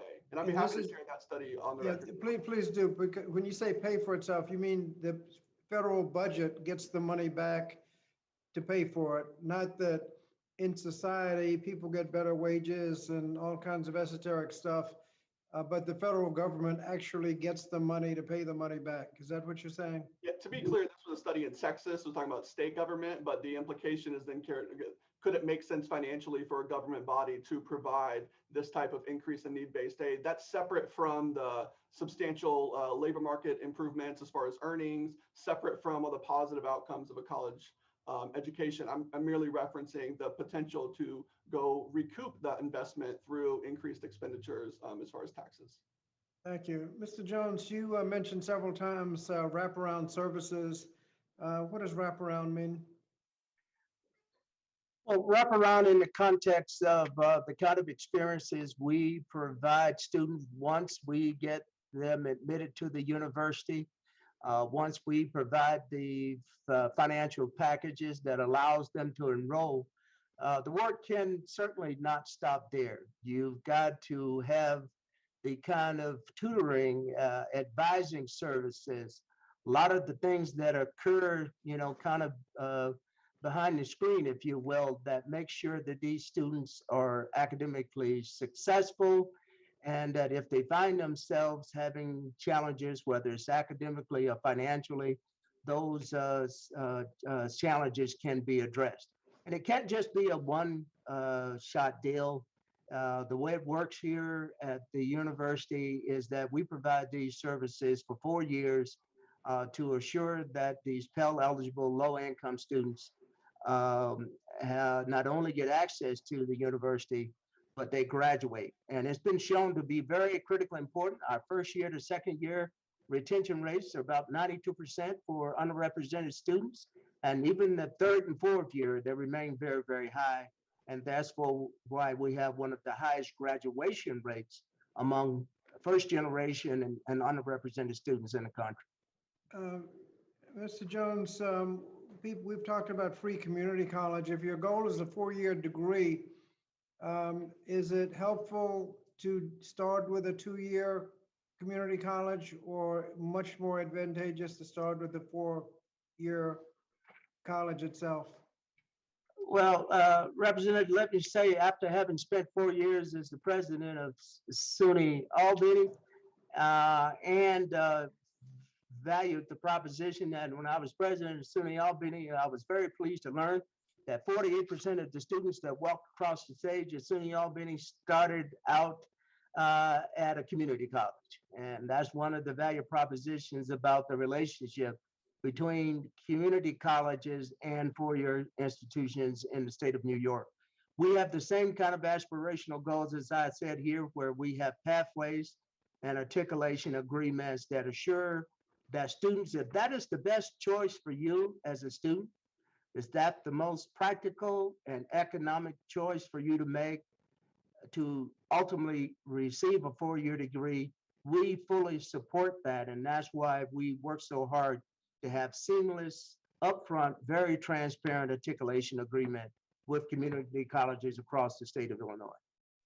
Thank you. My time has expired, but I ask unanimous consent to put in two reports, one report, one article, report from Education Reform Now, which highlighted the low Pell enrollment at several Virginia public institutions of higher education, and an article from The Hill which illustrates that the problem is not specific to Virginia, but a nationwide problem. Without objection, those two, the article and the report will be entered into the record. Next, we have my colleague from Virginia, Mr. Good. I thought I was your esteemed colleague from Virginia. Distinguished Chairman. colleague. Okay, my distinguished colleague. Okay, you'll be my Thank you, Mr. distinguished Chairman. colleague. Thank you for the recognition, the opportunity Okay. to address the group, and thank you to our witnesses. As someone who came from a lower income family, who had to work all of my life, my parents were not able to help me at all with college, and so I had to work my way through. I was the beneficiary of a Pell Grant, and without a Pell Grant, college would have been out of reach for me, so I'm thankful for that opportunity that was provided to me to work my way through school. Dr. Polikoff, I want to thank you for being here and testifying to this subcommittee, and I appreciate your testimony, your honest approach to this issue. But I have concerns about the approach from the other side that is taking, they're taking to the Pell Grant issue. And we continue to see the same Democrat playbook to throw more money at a problem and hope that will fix it, hope that'll make it work finally. And that's just what HR 3946 would do by doubling the Pell Grant by fiscal year 2027. Not to mention that equally concerning provision making illegal aliens eligible for Pell Grant funding. Talk about further incentivizing these illegal border crossings when we continue to provide benefits to illegal aliens, including desiring to make these doubling of Pell Grants available to illegal aliens. Dr. Polikoff, should every prospective college student receive doubled Pell Grant funding, in your opinion? I do not believe that it would be prudent or appropriate to discuss that before digging into the accountability measures. Resources are finite, and they are particularly finite for education. And it is necessary to dig into, indeed, the work of Third Way, a center-left organization. Why are there over 200 schools with a 25% graduation rate for Pell students? What are best practices? What are worst practices? That work hasn't been done. I'd also like to see, if I may be so bold, I'd like to see this committee look into the idea of how we reinvent higher education. The costs will continue to grow. And once again, I think we need to take that report from the New York Fed very seriously, that with increased loans and increased Pell Grants, tuition just goes up, as Bowen predicted years ago. This is a vicious cycle. And as important as it is that we provide funding for the students who need it to get to college, we've got to be very careful of where those dollars are going. Thank you, sir. I'm very concerned, as I think many, at least on our side, on the runaway costs of college education and the explosion of spending and costs related to non-academic purposes, or in my view, non-appropriate purposes. And a one-size-fits-all approach to this puts the students last, American students last in our education system, a system that has bloated salaries for tenured teachers and administrative staff. In fact, the 2020 report stated that in 2019, 19 public university presidents or chancellors made over $1 million, while the average salary for public university presidents was over $500,000, $544,136 to be exact. Dr. Polikoff, are you concerned by these bloated administrative salaries in public ed, and and how it corresponds to the rising tuition costs, I would submit? And can you recommend to us on the committee on some ways that we might want to attack the runaway costs of college and help students be able to afford it? Thank you for that crucial question. It is destructive of the budget and destructive of morale for leadership to be so far out of the range of even a full professor's salary. It is unseemly. And good leadership will back away from such practices. Moreover, if we fully utilize the data that's available from National Center for Education Statistics that we have analyzed in our howcollegespendmoney.com website, it becomes possible to see what is customary, and as I said before, not necessarily reasonable, but what is customary for the ratio of admin to instructional spending. And it would be very appropriate to begin to make that an accountability metric. Thank you. You're right on time. Appreciate your response, and thanks for being with us today. Thank you, Mr. Chairman. I yield back. Thank you. The next person to be recognized is the last member on the committee that hasn't been recognized, and that's Ms. McLean. Mr. Morelli will be recognized as a non-committee member after all of the committee members have been recognized. So we're now recognize the gentlelady from Michigan, Ms. McLean. Thank you, Mr. Chairman. Mr. Polyakov, can I start with just a simple question is, do you believe a four-year degree is the only pathway for success for students in the Absolutely not. So not. my question is, there seems to be a disconnect, right? The workforce, at least the people in my district, is clamoring for people with skilled trades. Yet our four-year college degrees don't always match those needs, which is what's happening right now. Is there any reason right now why we can't use that Pell Grant? Because right now the Pell Grant's only for the 2 and the 4-year colleges, correct? Is there any reason why we couldn't use those Pell Grants to actually fill that skilled trades gap for some shorter period of institutional certificates or whatnot? This is a very, very important frontier. And career training, whether it's for-profit or nonprofit, that has good accountability measures and good metrics, is an entirely appropriate place for federal money. Getting people into family-sustaining wages, and very often with a pathway should they ever want to go back to four-year institutions. So you would be open to using some of those federal funds to really bridge it on the Pell Grant, to really bridge that gap for accredited certified programs, obviously, less than a 4-year or a 2-year traditional college perspective. Yes. Thank you, sir. With that, I yield my time back. Thank you.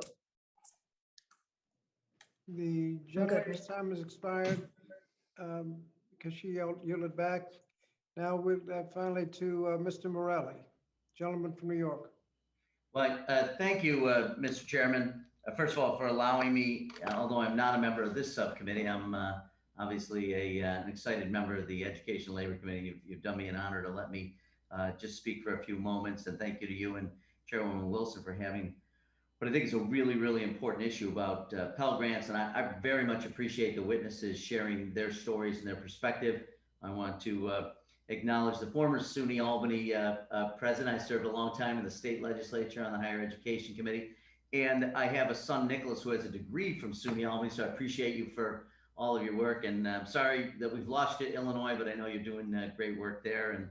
And to Ms. Uriel, who is from, I think said from the Bronx, but studying in Manhattan. So as a New Yorker, I'm grateful for the great representation from the great state of New York. But I wanted to focus in on a specific thing as it relates to the Pell Grants. And I'm very supportive of expanding Pell Grants. I think they're critically important. I appreciate Representative Good's story and others' story about who have used Pell Grants and it's really made a significant difference in their lives. I wanted to talk about students with disabilities and the question about the requirement of full caseloads to in order to qualify for Pell. And in many cases, folks who have disabilities are struggling with some of the challenges of that and need additional time to complete coursework for graduation. But the obstacles they face in many cases prevent them from receiving and accessing the full Pell Grant award. So I'm working on ways to reduce barriers to education for students with disability in my district and throughout the nation. I'm working on a bill that would allow Pell Grant flexibility for applicable students while still maintaining progress towards graduation and aligning affordability and accessibility, in addition to setting students with disabilities up to gain meaningful employment opportunity, which is obviously the goal, or at least part of the goal. I wondered, Chancellor, if you might be able to just give me some perspective. Does the current structure of Pell Grants as it relates to students with disabilities create barriers that make it hard for them to be successful? I think you're on mute, sir. Thank you, Representative. You know, we take a lot of pride on the fact that this university was one that did a lot of the innovation through Ted Nugent and others to make this campus very accessible to students with disabilities. And to my knowledge, the Pell Grant component of that in terms of financial accessibility to this university isn't an obstacle. I will do some further checking on that, but not to my knowledge. The biggest issue is making sure we've got the accommodations that are absolutely critical for students to be able to physically navigate the campus. And that's why, as I said, we were the ones that invented curb cuts to allow people in wheelchairs equal access. We have an entirely new building that's being designed so everybody access that building equally, you know, whether you need accessibility or not. But the biggest issue is the kind of services we provide in one of our dormitories, where we provide full accommodation for students that need that kind of help, you know, regardless of what their disability might be. And so that's where we think the biggest need is to make sure that we are providing accessibility for students that need it in terms of physical accessibility to all of our campus resources, that we are providing, you know, making sure that everything that we send out across the campus in terms of mass mails are equally accessible to all. That's the biggest challenge we face, more so than any problem, I believe, regarding Pell as it relates to accessibility. But I'll be more than happy to look into that and get back to you with more detail. Well, I would love to. First of all, thank you for your leadership on this and the importance of making sure that we, you know, have the least restrictive setting for people with disabilities to achieve a college degree and achieve their dreams. I would love to come back to you, and I will, because I have a letter from the Association on Higher Education and Disability, a group called AHEAD, on the question of intellectually and developmentally disabled students obtaining a degree in higher education. And they've raised concerns, and without objection, Mr. Chair, I'd like to submit the letter from that group for the record. But I would love to come back and talk to you about those challenges so that we can perhaps look for a legislative way to advance the interests of all people interested in higher education. With that, Mr. Chair, I yield back. Again, thank you for your indulgence. Okay, without objection, your request will be your document will be admitted. I'm not aware of other members who have not been recognized. If not, Dr. Murphy, do you have a closing statement? Gentleman from North Carolina, Dr. Murphy is recognized for a closing statement when he unmutes. Thank you, Mr. Chairman. Am I good? You're good. All right, thank you. Thank you, Mr. Chairman. I want to say thank you to all of the panelists today. I think we've learned a lot and had some great discussions. We're obviously on differing levels of where we feel this pathway should go, but I appreciate nonetheless a very robust and very good conversation today. I think that everybody agrees that Pell Grants have been an extraordinary and powerful tool in helping low-income students across this nation access a post-secondary education. It's afforded opportunity for so many individuals who have benefited from this program. But today we talk a lot about root causes when it is convenient, and for some reason we're failing to address the root causes behind why we have seen skyrocketing student debt. Instead, the answer is to pour more money into a system that honestly is broken and has been failing our students and saddling them with tremendous debt. As I mentioned earlier, when hospitals and physicians had Medicare rates cut to them, they found a way to cut costs, save money, and at the same time increase quality of care. Why can higher education not do the same? They cannot and will not until they are held accountable. Throwing more money at them is literally the opposite of what we should be doing and rewarding bad behavior. Colleges need to do their part in keeping costs down and ensure that their students actually graduate with a useful degree. As students with diverse backgrounds seek out post-secondary education, colleges and universities need to do a better job of serving their unique needs. It's time for college administrators to come down from their ivory towers and serve the students coming through the door, rather than forcing the students to rearrange their lives to enter academia and then subsequently straddling them with enormous student debt upon graduation. Once students enroll, they need to gain the skills that they need, whether they be welding, critical thinking, or problem solving, in the most efficient, cost-effective, and effective way possible. That is simply not happening right now. We have seen an explosion of college majors that offer students no chance of gainful employment upon graduation and only saddle them with monstrous debt. As we reauthorize the Higher Education Act, we need to have a serious conversation about what is standing in the way of colleges and universities from lowering their costs and subsequently better serving their students. Again, let me be very clear. We want to help our students, especially low-income students, and give them every opportunity to a pathway to a successful career. The jobs are out there. We need to get the students the skills that they need to get hired and thrive after college and subsequently not be able to move forward because they're straddled with debt. I thank the chairman for holding this hearing. Again, I thank the participants and look forward to continuing these conversations in the months to come. Thank you, Mr. Chairman. I will yield back.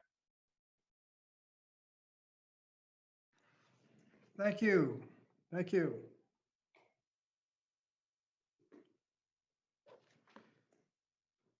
Thank you. I remind my colleagues that pursuant to committee practice, materials for submission for the hearing record must be submitted to the committee clerk within 14 days following the last day of the hearing. So that's by close of business, August 12th, preferably in Microsoft Word format. Materials submitted must address the subject matter of the hearing. Only a member of the subcommittee or an invited witness may submit materials with inclusion in the record.